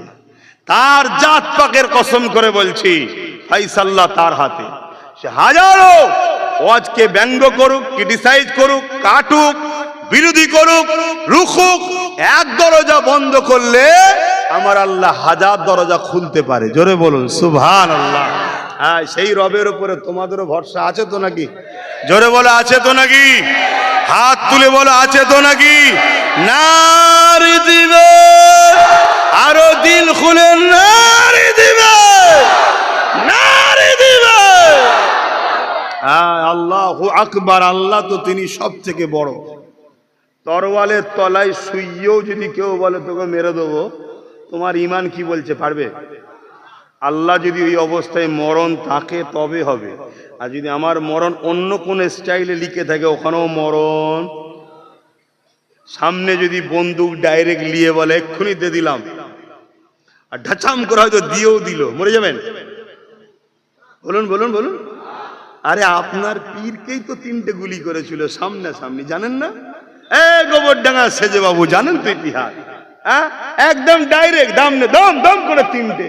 আর আগেকার সময় বন্দুক দিয়ে মারার পরে ফু দিয়ে ভরে সামনে চেয়ে দেখে দাদা হুজুর দাঁড়িয়ে আছে। জোরে বলুন সুবহানাল্লাহ।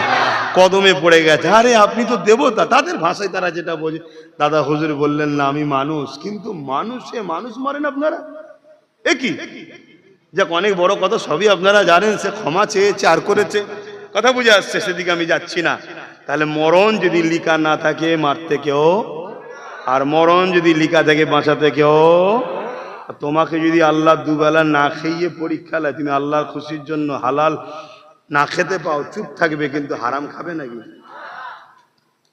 মায়েরা বোনেরা মন দিয়ে শোনে, আম্মা জান মা সাদ্দার বাচ্চা বলতে লাগলো, মা ঘাবড়াবেন না, মৃত্যু তো একদিন না একদিন হবে। এই অবস্থায় আমাদের লেখা ছিল এই গরম তেলের মধ্যে জান্নাতে শান্তি রয়েছে।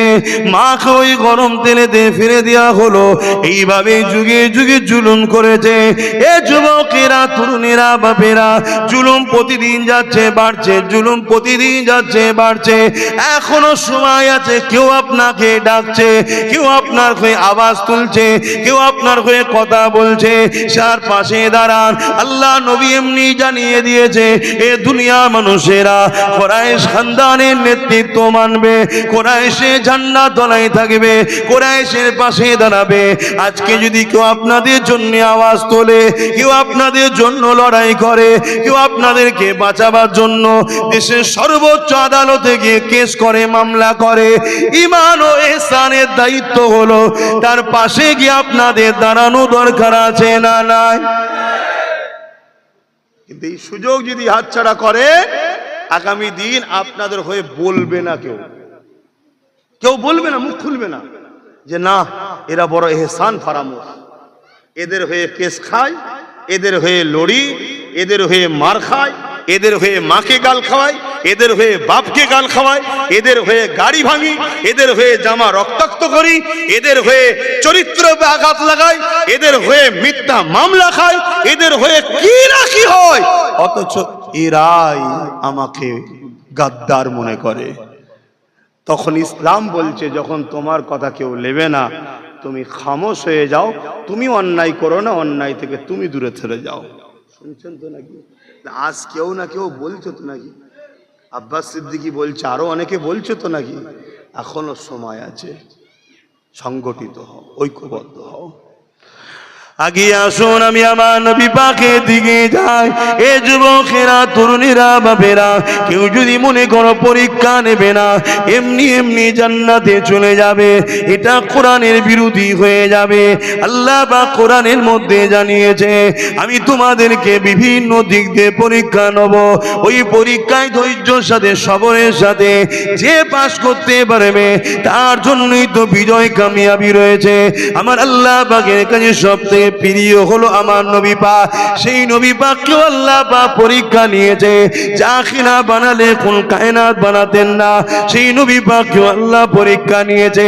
কেননা দুনিয়াকে আল্লাহ জানিয়ে দিতে যায়, দেখো আমি আমার হাবিবকে কত পরীক্ষা নিয়েছি, তুমি আব্বাস সিদ্দিকী কোন সালাট সাহেব হয়ে গেছো, তোমাকে পরীক্ষা নেব না এটা তুমি ভাবছো কেন? এই জন্য আল্লাহ আমার নবীকেও পরীক্ষা নিয়েছে। এবং নবী পাকের সব থেকে পেয়ারা ইমামে হুসাইন পাককেও পরীক্ষা নিয়েছে। একদিকে জালিম এজিদ রয়েছে, আর একদিকে ইমামে হুসাইন পাক রয়েছে। জালিম এজিদ ইমামে হুসাইন পাককে বলতে লাগলো, ও হযরত ইমামে হুসাইন, ধন দৌলত যা লাগবে বলে, কিছু কিছু জায়গার রাজ্য আপনাকে দিয়ে দিচ্ছি, আপনি আমার হাতে বায়াত হয়ে যান, আপনি আমাকে মেনে নেন, আমার যে নীতি আদর্শটাকে মেনে নেন। ইমামে হুসাইন পাক বলেছিলেন, তোমাকে মানতে আমার কোনো আপত্তি নাই, কিন্তু তুমি নানা দিনের বিরুদ্ধে, তুমি সমাজের বিরুদ্ধে, তুমি গরিবদের বিরুদ্ধে, তুমি মানবতার বিরুদ্ধে, তুমি চরিত্রহীন সারাবি। আমি হুসাইন নিজের জান দিয়া পছন্দ করে নিয়েছি, কিন্তু আমার হাত কোনো অন্যায়কে সাপোর্ট করতে পারে না। এই মনে রেখে দেবে, আপনাদেরকেও জানিয়ে দিই, মিশকাত শরীফের হাদিস, আল্লাহ নবী জানিয়ে দিল, কেউ যদি কোনো জালিমকে সাহায্য করে, কেউ যদি কোনো জুলুমকে সাহায্য করে, কেউ যদি কোনো জালিমকে সহযোগিতা করে, সে যদি জানে ও জালিম, ও জালিম অত্যাচারী, জানার পরও যদি তাকে সাহায্য করে ক্ষমতাশালী করার জন্য, আল্লাহ রসুল জানিয়ে দিলেন সেই ইসলামের মধ্যে থাকে না, সেই ইসলামের মধ্যে থেকে বেরিয়ে যায়। আজ বড় চিন্তা করার বিষয় এসে গেছে, দুনিয়াদারি করতে হবে, রাজনীতি করতে হবে, কারবার করতে হবে, ব্যবসা করতে হবে, সংসার করতে হবে, কিন্তু এমন ভাবে করলে হবে না যাতে ইসলাম থেকে যেন আমি বেরিয়ে না যায়। কেননা এই দুনিয়া সামান্য দিনের, আজ এই মজলিসে বসে আছেন, কাল হয়তো আমার জানাজা উঠতে পারে, কাল আপনারও জানাজা উঠতে পারে। এই সামান্য দুনিয়ার জন্য আখিরাত যেন অন্ধকার না হয়ে যায়, এই জন্য বারবার বোঝাতে এসেছি।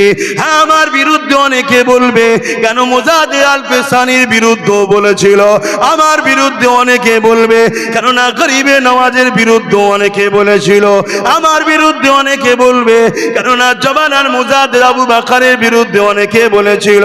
মনে রাখবেন, এই ভারতবর্ষের জমিনের পশ্চিম বাংলায় যখন এমন করে ব্রিটিশদের বিরুদ্ধে ফুরফুরাশায় জবানার মুজাহিদের খলিকাতার জমিনে আওয়াজ তুলেছিলে, ওই সময় অনেকে বিরোধী করেছিল, কিন্তু আমার দাদা হুজুর পীর কেবলা তিনি ব্রিটিশদের বিরুদ্ধে বলিষ্ঠ কণ্ঠে আওয়াজ তুলে ব্রিটিশদের বিরুদ্ধে মুরিদদেরকে সংগঠিত করেছিলেন। তার ইতিহাস আপনাদের সবার জানা আছে, কথা বুঝে আসছে। তো মনে রাখবেন এটা আমাদের আদর্শ। তো যাক, সময়ও তো হু করে চলে যাচ্ছে ভাই, সময় যেন মানুষকে আর সাথ দিচ্ছে না। আগেকার সময় কত বরকত ছিল, আমার বাপেদের সময় যখন ছোট ছিলেন। আল্লাহ নবী বলেছেন আখিরি জামানায় বছরগুলো মাসের মতো যাবে, আর মাসগুলো সপ্তাহের মতো যাবে, সপ্তাহগুলো দিনের মতো যাবে। খেয়াল করে দেখুন, এই তো সেদিন 3 দিন ইসালে সব হলো, আবার এসে গেছে, আর কদিন পরে শুনবেন এসে গেছে, হু করে চলে যাচ্ছে। তাই আপনাদেরকে বলবো, সময় থাকতে থাকতে দুনিয়াদারি করুন, কিন্তু আখেরাতকে হারিয়ে নয়। লোকের সঙ্গে মিশুন, হিন্দু হোক খ্রিস্টান হোক সব মিশুন, কিন্তু দিনের দুশ্মনের সাথে নয়। কথা বুঝে আসছে? আমরা নেতাজিকে, রবীন্দ্রনাথ টেগরকে, এসব যারা মহামনীষী আছে তাদেরকে সম্মান করি না, ভালোবাসি না, বাসি না, কেন? তারা আমার দিনের দুশ্মন ছিল না। কথা মাথায় ঢুকছে? তার কি ধর্ম, কি পছন্দ, সে জবাব দেবে, আমার দেখার দরকার নেই। কথা মাথায় ঢুকছে? কিন্তু কেউ যদি মুসলমান সেজেও আমার দিনের বিরুদ্ধে বলে, তার সাথে থাকা যাবে? কথা বলেন, থাকা যাবে? কত কষ্ট করেছে আমার নবী দিনটার জন্য, কত কষ্ট করেছে। আর যদি আপনার সামনে আমার নবীর দিনকে মিটানোর চেষ্টা চলে, আপনার তো উচিত হবে জানমাল দিয়ে আল্লাহ নবীর দিনের হিফাজতের জন্য লড়াই চালিয়ে যাওয়া।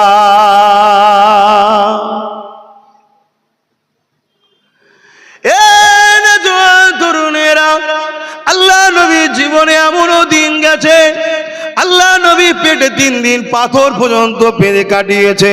আল্লাহ নবীর জীবনে এমনও দিন গেছে, নবী আমার খাজুরের গুড়িকে পিটিয়ে পিটিয়ে নরম করে তাতে মাথা দিয়ে ঘুমিয়েছে। আল্লাহ নবীর দিনে এমনও দিন গেছে, খাজুরের চাটাইয়ের ওপরে শুয়েছে, একদিক থেকে আর একদিকে কট ফিরেছে। রাসূলুল্লাহ শরীরে নূরের বদনে ওই খেজুরের চাটাইয়ের দাগ উঠে গেছে। আল্লাহ নবীর জীবনে এত কষ্টের দিন গেছে, নবী আমার তথাপিও উম্মাতিদেরকে ভুলে যায়নি। আল্লাহ আমাদেরকে এত সুখ শান্তি খাবার সবকিছু দিয়েছে, আল্লাহ নবীকে ভুলে যাচ্ছ কোন ভাবে? আজ আমরা ভুলে গেছি বলে তো জালিমরা আমার নবীকে ভালোবাসলে বললেও কেস দিচ্ছে, জালিমরা আমার নবীকে পেয়ার করছি বললেও কেস দিচ্ছে। কিন্তু মনে রাখবেন, এই জায়গায় আমাদেরকে সজাগ হওয়া দরকার। আমার নবী পাক এই দিনের জন্য এত কষ্ট করেছে। আল্লাহ নবী যখন সিজদায় পড়ে যেতেন, জালিমরা এসে আমার নবী পাকের পিঠের উপরে পচা দুম্বার ভুঁড়ি চাপিয়ে দিত। আল্লাহ নবী নিঃশ্বাস নিতে পারত না। নবী আমার ওই অবস্থায় মাথা নত করে পড়ে থাকতে, নবী পাকের কলিজার টুকরে হযরতে খাতুনে জান্নাত ফাতেমা জাহরা রাদিয়াল্লাহু তাআলা আনহা আব্বা জানের পিঠ থেকে ওই পচা দুম্বার বুড়ি গুলোকে নামিয়ে দিত।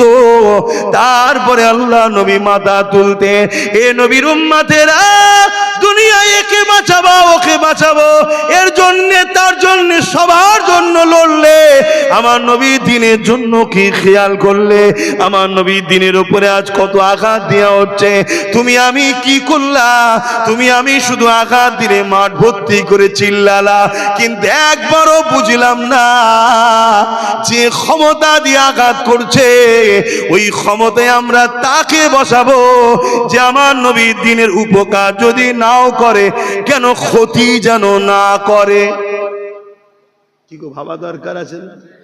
একটু সারা দেবে হ্যাঁ কি না, এটা তো ভাবা দরকার। আবার এই কথা বললে একদল মুনাফেক আছে, উনি এসেছিল জলসা করতে, জলসার নামে রাজনীতি করছে। এই শুনছেন না? শোনেন না? এ পাড়ার মুনাফেক, পাড়ার মুনাফেক, শুনছেন তো? কেন তুই বলতে পারিস না তোদের আম্মাকে, তোদের আব্বাকে, যে তুমি যা করছো করো না, রাজনীতি করছো করো না, তুমি ধর্ম মিটাচ্ছ কেন? বলা দরকার ছিল না ছিল না? ও কম বক্তা ওদের হয়ে বলবে না, ওদের বিরুদ্ধে বলবে না, আর আমি রাসূলুল্লাহ দ্বীনের দুশমনকে চিনাচ্ছি আমাদের হয়ে বলবে। এই কথা শুনছেন?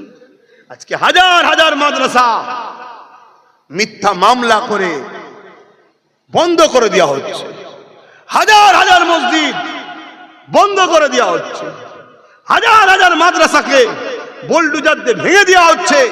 তোমার একবারও গায়ে লাগছে না? কথা বলো, তোমার কি দিল একটুও কাঁদছে না?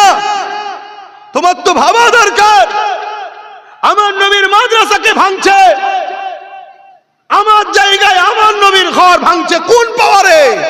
কথা বলো, কোন পাওয়ারে? ওই পাওয়ারটা ওদেরকে কারা দিয়েছে? আমরাই তো দিয়েছি। একবার তো ভাবা দরকার। কিন্তু আজ আমরা এত দুনিয়াদার হয়ে গেছি, আর আমাদেরকে জালিমরা এই সুযোগে ফিরিন নামে মদ বিক্রির টাকা খাওয়াচ্ছে, ফিরিন নামে দেহ বিক্রি করার লাইসেন্স দিয়েছে, ওখান থেকে যে ইনকাম হয় সেই টাকা দিচ্ছে। শুনছেন তো নাকি? ভাষা খারাপ লাগছে নাকি? ফিরিন নামে আমাদেরকে সেই সব সম্পদ খাওয়াচ্ছে যে সম্পদ ইসলামে হারাম, কিন্তু আমরা সেই সব খেয়ে ফেলছি, আমাদের হুঁশই নাই। একটা লোক যদি মেহনত করে কোনো লোকের কাছে, আর তার টাকা যদি হারামেরও টাকা হয়, মেহনত করেছে করার জন্য, সে যদি পারিশ্রম নেয়, ওটা লিয়া জায়েজ, তার বাড়িতে এক কাপ চা খাওয়া হারাম। শুনছেন তো? আমি পারিশ্রম করেছি, তার বিনিময় নিয়েছি, ওর টাকা কি আমার দেখার দরকার নেই, কিন্তু আমি পারিশ্রম পেয়েছি। কিন্তু যখন তোমায় ফিরিয়ে দিচ্ছে, তোমার তো ভাবা দরকার যে কি ব্যাপার, এত দরদ কিসের, এত দরদ কিসের? এটা তো ভাবা দরকার ছিল। আজ আমাদের কাছে সব থেকে বড় আজকের দিনের সমস্যা, আমরা অনেকে জানি না কি সমস্যা, আমার মুসলিম ভাইরা জানি না। একটা বিরাট বড় সমস্যা আমাদের সামনে দাঁড় হয়ে গেছে, আমরা জানি না, ওটা আমি বলতেও চাইছি না। কিন্তু দ্বিতীয় যে সমস্যা আমাদের কাছে, সেটা হলো ওয়াকাফ। কি গো, সমস্যা না? সমস্যা নয়, একটু ওয়াকাফ নিয়ে বলবো। কেন? আপনাদের টাইম শেষ, একটু ওয়াকাফ নিয়ে বলবো। কারা শুনতে চাইছেন হাত তুলে দেখান, শুনতে চাইছেন? ওয়াকাফ হলো ইসলাম ধর্মের একটা পার্ট। ওয়াকাফ হলো ইসলাম ধর্মের একটা পার্ট, অর্থাৎ আল্লাহর রাস্তায় দান করা সম্পদ, ওয়াকফে লিল্লাহ। যে সম্পদের উপরে হয় মসজিদ আছে, নাই মাদ্রাসা আছে, নাই কবরস্থান আছে, না ঈদগাহ আছে, আপনারা কি চান আল্লাহর ঘরগুলোকে ভেঙে দিক, মসজিদগুলো ভেঙে দিক, মাদ্রাসাগুলো ভেঙে দিক, এই জমিগুলোকে প্রমোটিং করে এই ঈদগাহকে কোটি কোটি টাকায় বিক্রি হয়ে যাক, এটা আপনারা চান? এই পরিকল্পনার জন্য কেন্দ্র সরকার একটা আইন তৈরি করেছে। ওই আইনটার বিরোধী করা দরকার আছে না নাই? জোরে বলুন। আল্লাহ রসুল বলছেন, অন্যায় দেখলে হাত দিয়ে রোখো। মুনাফেকরা আমার এই বক্তব্যটাকে কেটে ছড়াচ্ছে, পুরোটা শোন আমি কি বলেছি। অন্যায় দেখলে হাত দিয়ে রোখো। আমার মসজিদকেও ভাঙতে এসছে, ঈদগাহকেও দখল করতে এসছে, এটা নাই না অন্যায়? ইসলাম বলছে অন্যায়কে হাত দিয়ে রোখো। যদি হাতে ক্ষমতা না থাকে, মুখ দিয়ে প্রতিবাদ করো। যদি মুখেও ক্ষমতা না থাকে, অন্তর থেকে ঘৃণা করো। বলে রসুল বলছেন, অন্তর থেকে ঘৃণা করা এটা হচ্ছে সব থেকে নিম্ন ঈমান, সব থেকে দুর্বল কমজোর ঈমানের শেষ স্টপিস। এক নম্বর ঈমান হাত দিয়ে রুকা, দ্বিতীয় নম্বর ঈমান মুখ দিয়ে প্রতিবাদ করা, অন্তর থেকে ঘৃণা করা সব থেকে কমজোর দুর্বল একেবারে শেষ লেভেল। যদি এই তিনটের মধ্যে কোনোটা না থাকে, অর্থাৎ হাত দিয়েও রোখে নে, মুখ দিয়ে প্রতিবাদও করে নে, অন্তর থেকে ঘৃণা করে নে, উপরন্ত তার সাথ দিচ্ছে রাসূলুল্লাহর হাদিস, তার মধ্যে ঈমান নাই। তার মধ্যে কি নাই? জোরে বলুন, ঈমান নাই। তাহলে কেন্দ্র সরকার যে অন্যায় করছে, যদি আজকে হাত দিয়ে না রুকা যায়, যদি হাতে ক্ষমতা না থাকে মুখ দিয়ে প্রতিবাদ করতে হবে। যদি মুখ দিয়ে প্রতিবাদ নাও করতে পারো, অন্তর থেকে ঘৃণা করো। যদি অন্তর থেকে ঘৃণা করতে নাও পারো, উপরন্তু তাকেই ভোট দিয়ে ক্ষমতায় যদি কোনো মুসলমান আনতে চায়, রাসূলুল্লাহর হাদিস অনুযায়ী তার মধ্যে ঈমান, জোরে বলবেন, নাই। কেন? সে দুশ্মনকে যে তিনটে স্তর দিয়েছে, অন্যায়ের বিরুদ্ধে তিনটে স্তরের কথা না ভেবে উপরন্তু অন্যায়কে সাথ দিয়েছে আরো শক্তিশালী করার জন্য।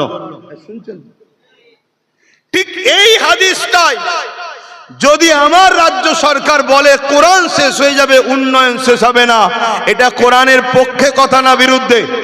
এটা নাই না অন্যায়? যদি বলা হয় রেশনের দ্বারা বাড়ি বাড়ি সব সেরেকি গায়রুল্লাহর নামের কি বলে খাদ্য পৌঁছাও, এটা নাই কাজ না অন্যায় কাজ?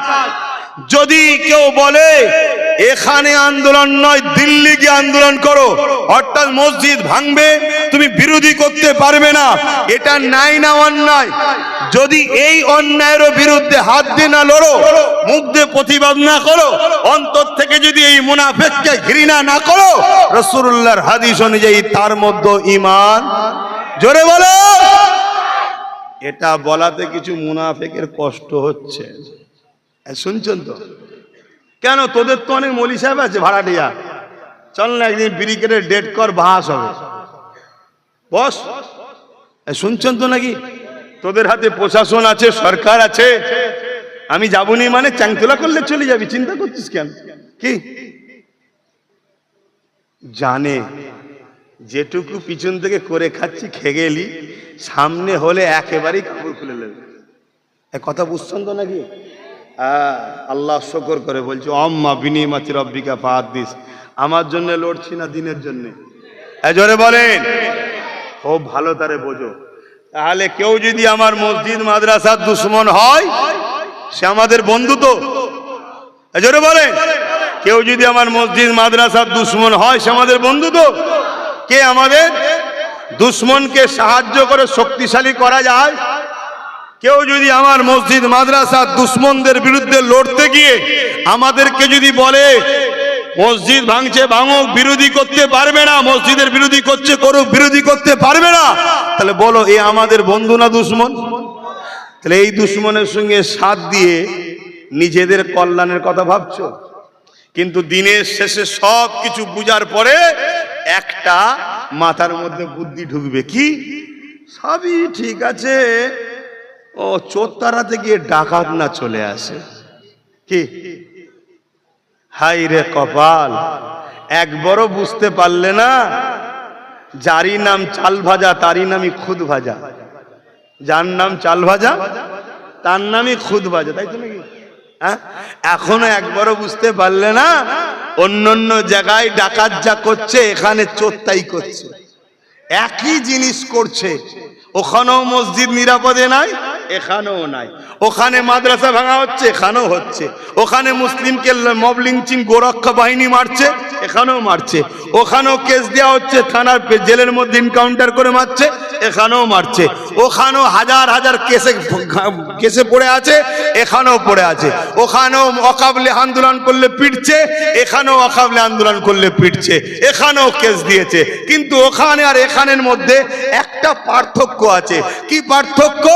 ওখানটা হলো দেশের বীজখান, এখানটা হলো দেশের সাইড। ওখানের মতো এখানে প্রকাশ্য দাদাগিরি দিতে ভয় খাচ্ছে, বাই চান্স যদি ফসকে যায়। শুনছেন তো না? এটা তো ঢুকাতে হবে মাথায়। আরে বাবা, একটা ভেজ একটা নন ভেজ মালিক একটাই, একটা ভেজ একটা নন ভেজ মালিক একটাই। যে ভেজ খাবে ভেজের দোকানে যাবে, যে নন ভেজ খাবে সে নন ভেজের দোকানে যাবে, কিন্তু দিনের শেষে পয়সাটা কার কাছে যাবে? জোরে বলো। অতএব একটা কট্টরপন্থী একটা সেকুলার পন্থী, একটা কঠোরপন্থী, একটা নরমপন্থী, একটা চরমপন্থী, একটা মুনাফেকপন্থী। রসুল বলেছেন প্রকাশ্য দুশ্মন আমার উম্মতকে ক্ষতি করতে পারবে না, কেন আমার উম্মত প্রকাশ্য দুশ্মনের মোকাবেলায় বিজয় লাভ করবে, কিন্তু আমার উম্মতের ক্ষতি করবে ছদ্মবেশী বন্ধু সেজে মুনাফেক। অতএব সেন্টারে যে বসে আছে ও প্রকাশ্য দুশ্মন আমাদের, এখানে যে বসে আছে বন্ধু সেজে মুনাফেক দুশ্মন। রাসূলুল্লাহর হাদিস এটা। অতএব বুঝতে না পারো বুঝে নাও। আর উলামা ভাইদেরকে বলবো মুখ খোলো। সবাই মিলে যদি মুখ খুলে দিই, কটা মুখে হাত দেবে? লাভ তোমারও হবে, সবার হবে, তোমার সন্তানের হবে।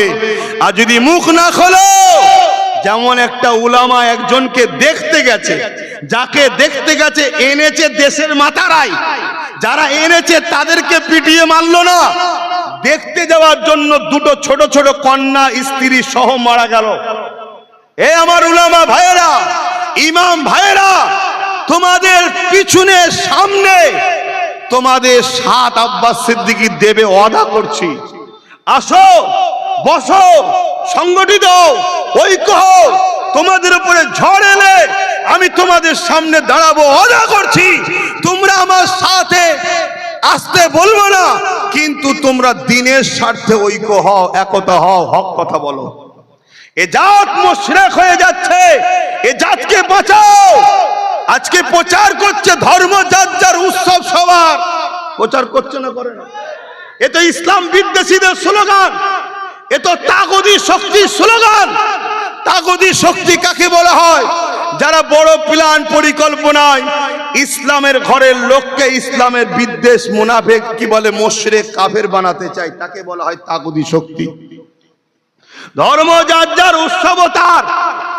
ধর্ম যার যার, উৎসব সবার, এ কথা বললেই মুশরিক হয়ে যাবে।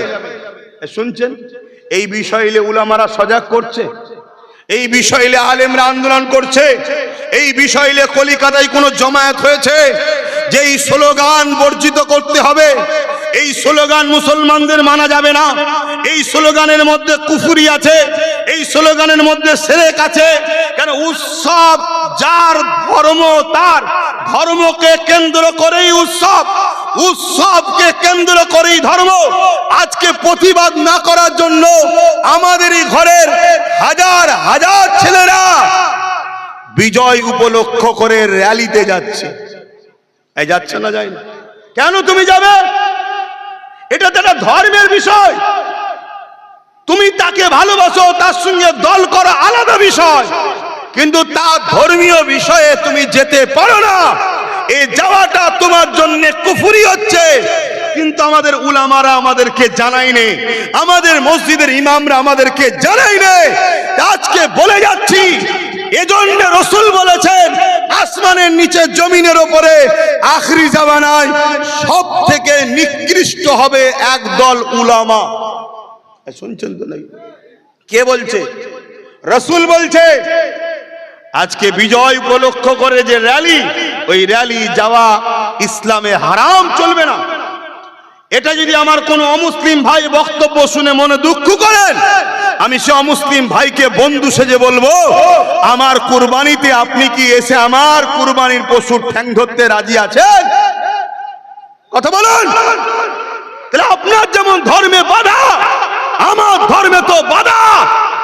যেখানে গায়রুল্লাহর সঙ্গে কোনো কাজ হয়, সেরকম কাজে পার্টিসিপেট করা ইসলামে হারাম, চলবে না। হযরতে ফারুক আজম বলেছে, যখন গায়রুল্লাহর কোনো উৎসব হবে সে জায়গায় যেও না, আল্লাহর লানত হয়। আজকে কোন মুসলমান নেতা, মুসলমান এমএলএ, মুসলমান মন্ত্রী, মুসলমান এমপি, তুমি তো মুসলমান, তোমাকে তো ঈদে পাওয়া যায় না, বকরা ঈদে পাওয়া যায় না, তোমাকে ইসলাম ধর্মের কর্মসূচিতে অতটা উৎফুল্লভাবে পাওয়া যায় না যেটা শিরকের কাজে তোমাকে পাওয়া যাচ্ছে। এর মানে আমি বলতে বাধ্য হচ্ছি, এরা শুধু সেজে আছে মুসলমান, ভেতরে ভেতরে ইসলামকে এরা ছেড়ে দিয়েছে। শুনছেন তো নাকি? শুধু একটা কারণে মুসলমান সেজে আছে। কেন? মুসলমানদের পক্ষ থেকে কেউ যেন শক্তিশালী না হয়ে যায়, এরা ট্যাকেল করবে। এরা বলবে আমরা তো রয়েছি, কি দরকার, কি দরকার, আমরা তো আছি। হকবাদী কেউ না হয়ে যায়। বলো, যা আলোচনা করলাম এখন শেষ কথা জানতে চাই। আলোচনা তো সবাই শুনলে, তোমাদের বিবেক, তোমাদের বুদ্ধি, তোমাদের জ্ঞান, তোমাদের গবেষণা, তোমরা তো আমার আলোচনা শুনেছো। তোমাদের কাছে জানতে চাই, আমি কি ইসলামের পক্ষে না বিরুদ্ধে? আওয়াজ দিয়ে বলো, ইসলামের পক্ষে না বিরুদ্ধে? আমি আল্লাহর দ্বীনের পক্ষে না বিরুদ্ধে? আমি যে কাজটা করছি, কাজটা কি দ্বীনের ক্ষতির জন্য করছি? তাহলে বলো, আমার সাথ দেওয়া তোমাদের দরকার আছে না নাই? হাত তুলে আল্লাহকে সাক্ষী দাও, কারা সাথ দেবে। ভেতর বাইরে যে যেখানে আছো, আল্লাহ দেখছে, আল্লাহ দেখছে। হ্যাঁ, সত্য তো। আমার সঙ্গে সাথ দিতে গেলে যদি জেল খাটতে হয়, রাজি আছো? মার খেতে হয়, রাজি আছো? কেস খেতে হয়, রাজি আছো? হাতটাকে যদি এই লড়াইয়ে তোমার জীবনটা আল্লাহ নিয়ে নেয়, আল্লাহকে খুশি খুশিতে জীবন দিতে রাজি আছো? না দিলেও তো নিয়ে নেবে, কিন্তু খুশিতে দিলে জান্নাত দেবে। তা আমি একটাই মেসেজ দেবো, আগামীকাল দত্তপুকুরে মিলন মাঠ, কদমগাছি মিলন সংঘের মাঠ, ওখানে আপনাদের সবাইকে আমি আসার জন্য আহ্বান করছি। ইনশাল্লাহ ঠিক 3টে থেকে 3:30 ঢুকবো। আমি 3টে থেকে 3:30-এর মধ্যে আমি ঢুকে যাবো ইনশাল্লাহ। কথা বুঝে আসছে? আপনারা 3টে চলে যাবেন, বলুন ইনশাল্লাহ। ঝড় হলেও যাবেন, পানি হলেও যাবেন, বাজ পড়লেও যাবেন, তুফান এলেও যাবেন। যাই হোক, হকের পক্ষে আমাদেরকে পিছপা কেউ করতে পারে না। আর এই পিছপা করতে পারে না একটাই কারণে, ইমানদারের সাথে আল্লাহ ও রসুল আছে। জোরে বলুন সুবহানাল্লাহ, আরো জোরে বলুন সুবহানাল্লাহ। নারী দিবে, আসুন সালাম দেবো। ইয়া নবী,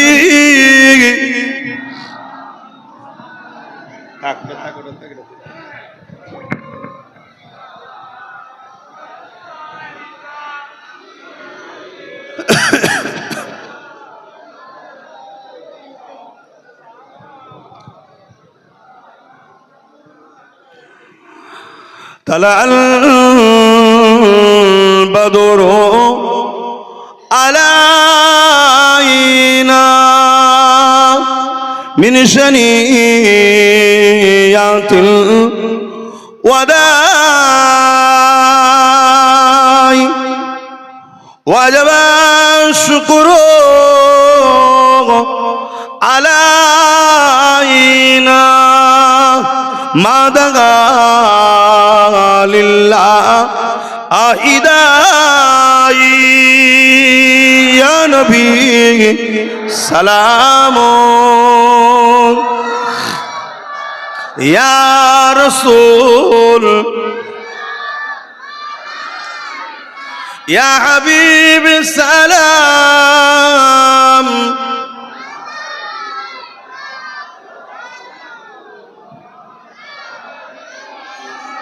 কঠিন হাসরের দিনে কি আছে মোদের কপালে, গুনাহগার উম্মাহ আতো আপনার লইবেন সঙ্গে মাহশরে। ইয়া নবী সালাম ইয়া রাসূল ইয়া হাবিব সালাম।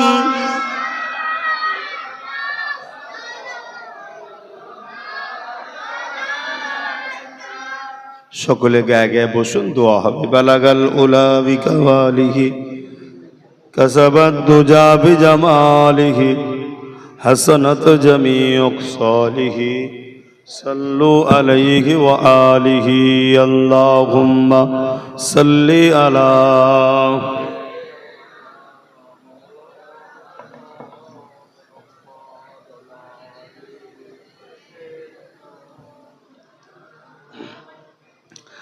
फलक पर चाँद जैसा है, नबी का नाम ऐसा है, दिलों से गम मिटाता है, मोहम्मद नाम ऐसा है। দুনিয়া যতই চেষ্টা করো আমার নবীর নামকে মিটাবে। আই লাভ মোহাম্মদ রসুল্লাহ লিখলে কেউ যদি বলে ব্যান্ড, আরে গাধা, আমাদের ব্যানারের ধর্ম নয়, আমাদের ফটোর ধর্ম নয়, আমাদের ধর্ম হলো দিল থেকে মেনে নেওয়ার ধর্ম। জোরে বলুন সুবহানাল্লাহ। কেউ ভালোবেসে লিখেছিল, সেটাকে তুমি বলছো নতুন, কিন্তু খেয়াল নাই বিভিন্ন স্লোগান এই ভারতে মানুষ পিটা হচ্ছে, ওটা কি পুরাতন? বিভিন্ন জায়গায় ভিড় করে মসজিদের উপরে হামলা করা হচ্ছে, ওটা কি পুরাতন? ওর বেলায় তুমি নতুন দেখতে পাওনি? তুমি ভাবছো ক্ষমতা আমার হাতে, যা খুশি করে নেবো। এরকমটা ফেরাউন ভেবেছিল, নমরুদ ভেবেছিল, সাদ্দাদ ভেবেছিল, মুসাইলামাতুল কাজ্জাব ভেবেছিল, এজিদ ভেবেছিল, চিঙ্গিস খান ভেবেছিল, হালাকু খান ভেবেছিল, বুশ ভেবেছিল। যুগে যুগে প্রত্যেকটা জালিম এরকমই ভেবেছিল, কিন্তু আল্লাহ তাদেরকে মিটিয়েছে না মিটাইনে। আতে এই জালিমদেরও মিটাবে আল্লাহ, কিন্তু আমাদেরও একটা ইমানি দায়িত্ব আছে না নাই? হুজুরের নামের উপরে কেউ আঘাত দিবার চেষ্টা যদি করে, তার বিরুদ্ধে আমাদের সংগ্রাম লড়াই তো চলবে, কিন্তু শুনে রাখো হুজুরের উপরে আঘাত দিবার কোনো মা সন্তান জন্ম দিতে পারেনি, আর পারবে? জোরে বলো, পারবে?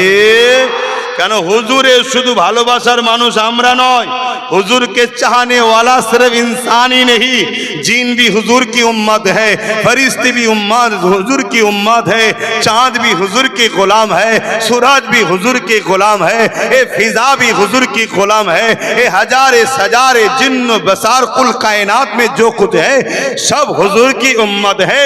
जहाँ खुदा की खुदाई है वहाँ मोहम्मद रसूलुल्लाह की रिसालत भी है। बोलिए सुभान अल्लाह। अरे मानुष के तु रुके কি করবি?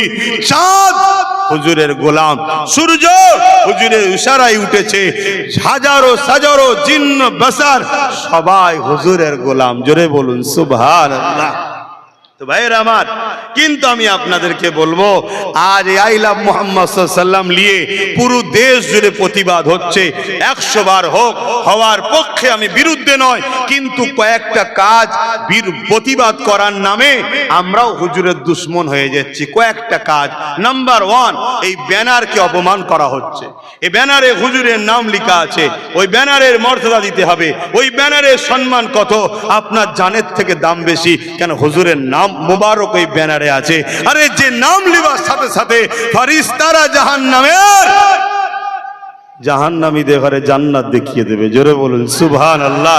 যে নামের বরকতে কিয়ামত দিন জান্নাত হবে, সেই নাম সম্মান করতে হবে। একটা ব্যানার করলেন, র্যালি হলো, যত্ন করে গুছিয়ে চুমা দিয়ে চোখে লাগিয়ে হয় মাটি করে পুঁতে দিন, দাফন করে দিন, বা পানিতে পাথর দড়িয়ে ফেলে দিন যাতে কেউ না পা দিতে পারে। কিন্তু আজ আমরা কি করছি?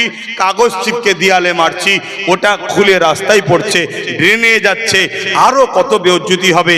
আজ আমরা গেঞ্জি বানাচ্ছি আই লাভ মোহাম্মদ সাল্লাল্লাহু আলাইহি ওয়াসাল্লাম। ইহুদিরা এই সুযোগে প্ল্যান করে নিয়েছে, গেঞ্জি তৈরি করে দিচ্ছে, পিছনে হুজুরের নাম লেখা, সামনে হুজুরের নাম লেখা, এক পিঠে লেখা তো বেঈমানি। এটা আবু জেহেলের কাজ হবে, আবু জি নবীকে পিটিয়ে রেখেছিল। দ্বিতীয় নম্বর কথা, এই গেঞ্জি যখন নোংরা হবে আপনি নাপাক কাপড়ের সঙ্গে একসাথে কাচবেন, যাতে আমার মনে হয় ঈমান যেতে পারে। আবার কি করছে? বাইকের সামনে আই লাভ মোহাম্মদ সাল্লাল্লাহু আলাইহি ওয়াসাল্লাম লিখছে। আরে এটা ফটোওয়ালা ধর্ম, ইসলাম নয়। অন্য কেউ ফটো লাগাচ্ছে, তোমার কি লাগাবার দরকার? তোমার সিনাই জবানে থাকবে আই লাভ মোহাম্মদ সাল্লাল্লাহু আলাইহি ওয়াসাল্লাম। বলো তো দেখি, I love, I love, I love, I love মোহাম্মদুর রাসূল সাল্লাল্লাহু আলাইহি ওয়াসাল্লাম। এটা আমাদের জবানে আছে।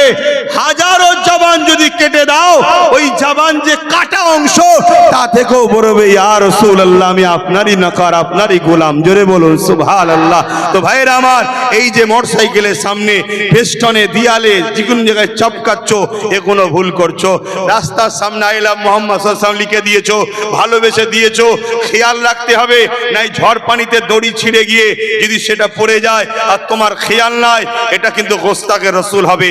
তার থেকে উত্তম হলো নিজের বাড়িতে নিজে যদি সেফটির সাথে একটা রাখতে পারো রাখো, রোজ চোখের সামনে থাকবে।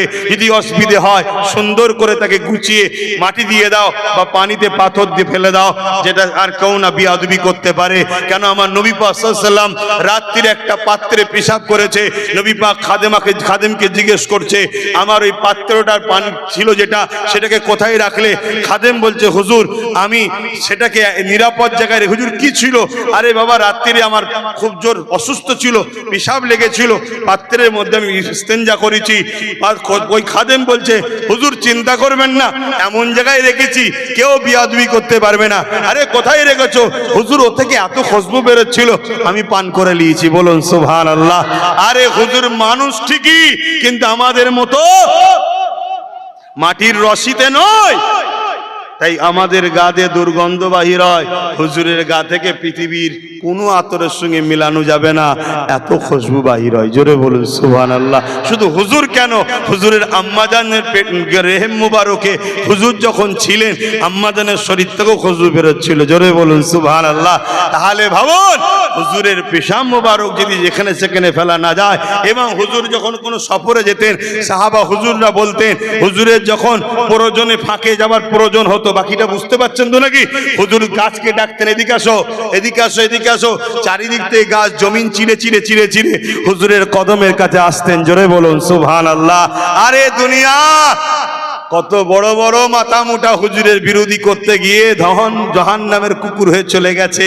তোরা তো ছোট ছোট ইঁদুর, ছুঁচোবাজি টাইপের। ছুঁচোবাজি বোঝেন তো নাকি? হ্যাঁ, তোরা ছোট ছোট ছুঁচোবাজি। তোদের থেকে অনেক বড় বড় সব জাহান্নামের কুকুর ছিল, তারা বিরোধী করতে করতে সব এখন জাহান্নামে গিয়ে ঘেউ ঘেউ ঘেউ ঘেউ করছে। এই কথা কি খারাপ লাগছে নাকি? আবার অনেক শুকনো মলি সব বেরিয়েছে, এইসব বলার কি দরকার? কে জান্নাতে যাবে কে জাহান্নামে যাবে, কপাল ফাটাই বিরোধী করে তোর কপাল জাহান্নামে হচ্ছে। তোর এই বিরোধী করে, আমার কথার বিরোধী করে তোর কপাল জাহান্নামে যাবে। কেন? আমি হুজুরের পক্ষে বলছি, তাই হুজুরের দুশ্মনের পক্ষে দাঁড়াচ্ছিস। কথা মাথায় ঢুকছে না? ঢুকে না? আমি কি আমার বাপের জন্য বলেছি যে আমার বাপের বিরোধী করলে জাহান্নামে চলে যাবে? বলেছি? আমি আমার দাদুর জন্য বলতে এসেছি যে আমার দাদুর বিরোধী করলে জাহান্নামে চলে যাবে? আমি আমার রাসূলুল্লাহর জন্য বলছি। আহা, 100 বার বলবো, 1 কোটি বার বলবো, যতক্ষণ আল্লাহ ধরে জান রেখেছে আর জবানের আওয়াজ রেখেছে ততক্ষণ বলবো হুজুরের দুশ্মন জাহান্নামের কুকুর। হুজুরের দুশ্মন দ্বীনের দুশ্মন, দ্বীনের দুশ্মন হুজুরের দুশ্মন, নবী দিবসের দুশ্মন। হ্যাঁ, কেউ যদি বলে দিল্লি গিয়ে আন্দোলন করো, সে যদি মুসলমান দাবি করো, মুসলমান ও জাহান্নামের কুকুর। শুনছেন তো নাকি? হ্যাঁ, খোঁজ লাও কে কি বলে না বলে। আজকাল অসুবিধা হচ্ছে নাকি তোর? আনবি নি দ্বিতীয়বার? এই যে এখন শেষ কথা, শিক্ষার দরকার আছে না নাই? আমি 100 বিঘে জমির উপরে নলেজ সিটি করছি, জানেন তো? কত বিরোধী। যাক, বিরোধী না থাকলে কাজও হয় না। পীর আবু বকর সিদ্দিক নলেজ সিটিতে ABS মডেল স্কুলের 2য় বর্ষে পদার্পণ 2025-এ শুরু হয়েছে। 26 দ্বিতীয় বর্ষ। অলরেডি ফর্ম দেওয়া হচ্ছে, ছাত্র ভর্তি নেওয়া হচ্ছে। 4 থেকে 8, কত ক্লাস? 4 থেকে 8। ইসলামিক শিক্ষার সাথে সাথে ডাক্তার, উকিল, জজ, ডিএম, জেনারেল লাইনের শিক্ষা দিবার সুব্যবস্থা তৈরি করা হচ্ছে। এখন শুরু হয়েছে 4 থেকে 8। আপনারা আপনাদের শ্রেষ্ঠ নিয়ামত সম্পদ সন্তান, ওই সন্তানকে আপনাদের এই বাচ্চার হাতে, ভাইয়ের হাতে দায়িত্ব দেন, নলেজ সিটিতে ভর্তি করেন। আপনার বাচ্চাকে যেমন দুনিয়াবি শিক্ষাও দেবো, পাশে পাশে আদর্শওয়ালা মানুষ বানাবো। না হয় শিক্ষিতরাই এখন কলমের জোরে চুরি করছে, আছে না? না, খালি খামাখায়। লোকটার কিছু বিমারি হয়নি। ওরে বাবা, ডাক্তারের কাছে গেলে এ রিপোর্ট, এ রিপোর্ট, এ রিপোর্ট, এ রিপোর্ট, 25,000 টাকা বিল। এগুলো শিক্ষিত ডাকাত। আর শুনছেন তো নাকি? ওকে 2টো ওষুধ দিলে হয়তো ভালো হয়ে যেত, জানে ডাক্তার। তারপরও সব জায়গায় কনসেশন দিয়ে আছে। অসুবিধা হচ্ছে আপনাদের? করছে না, করে না বলুন? তাহলে এটা শিক্ষিত ডাকাত বলে না? তাহলে আপনার বাচ্চা যদি ডাকাত, এরকম ডাকাতওয়ালা শিক্ষিত হয়, আপনি কবরে গিয়ে কি শান্তি থাকবেন?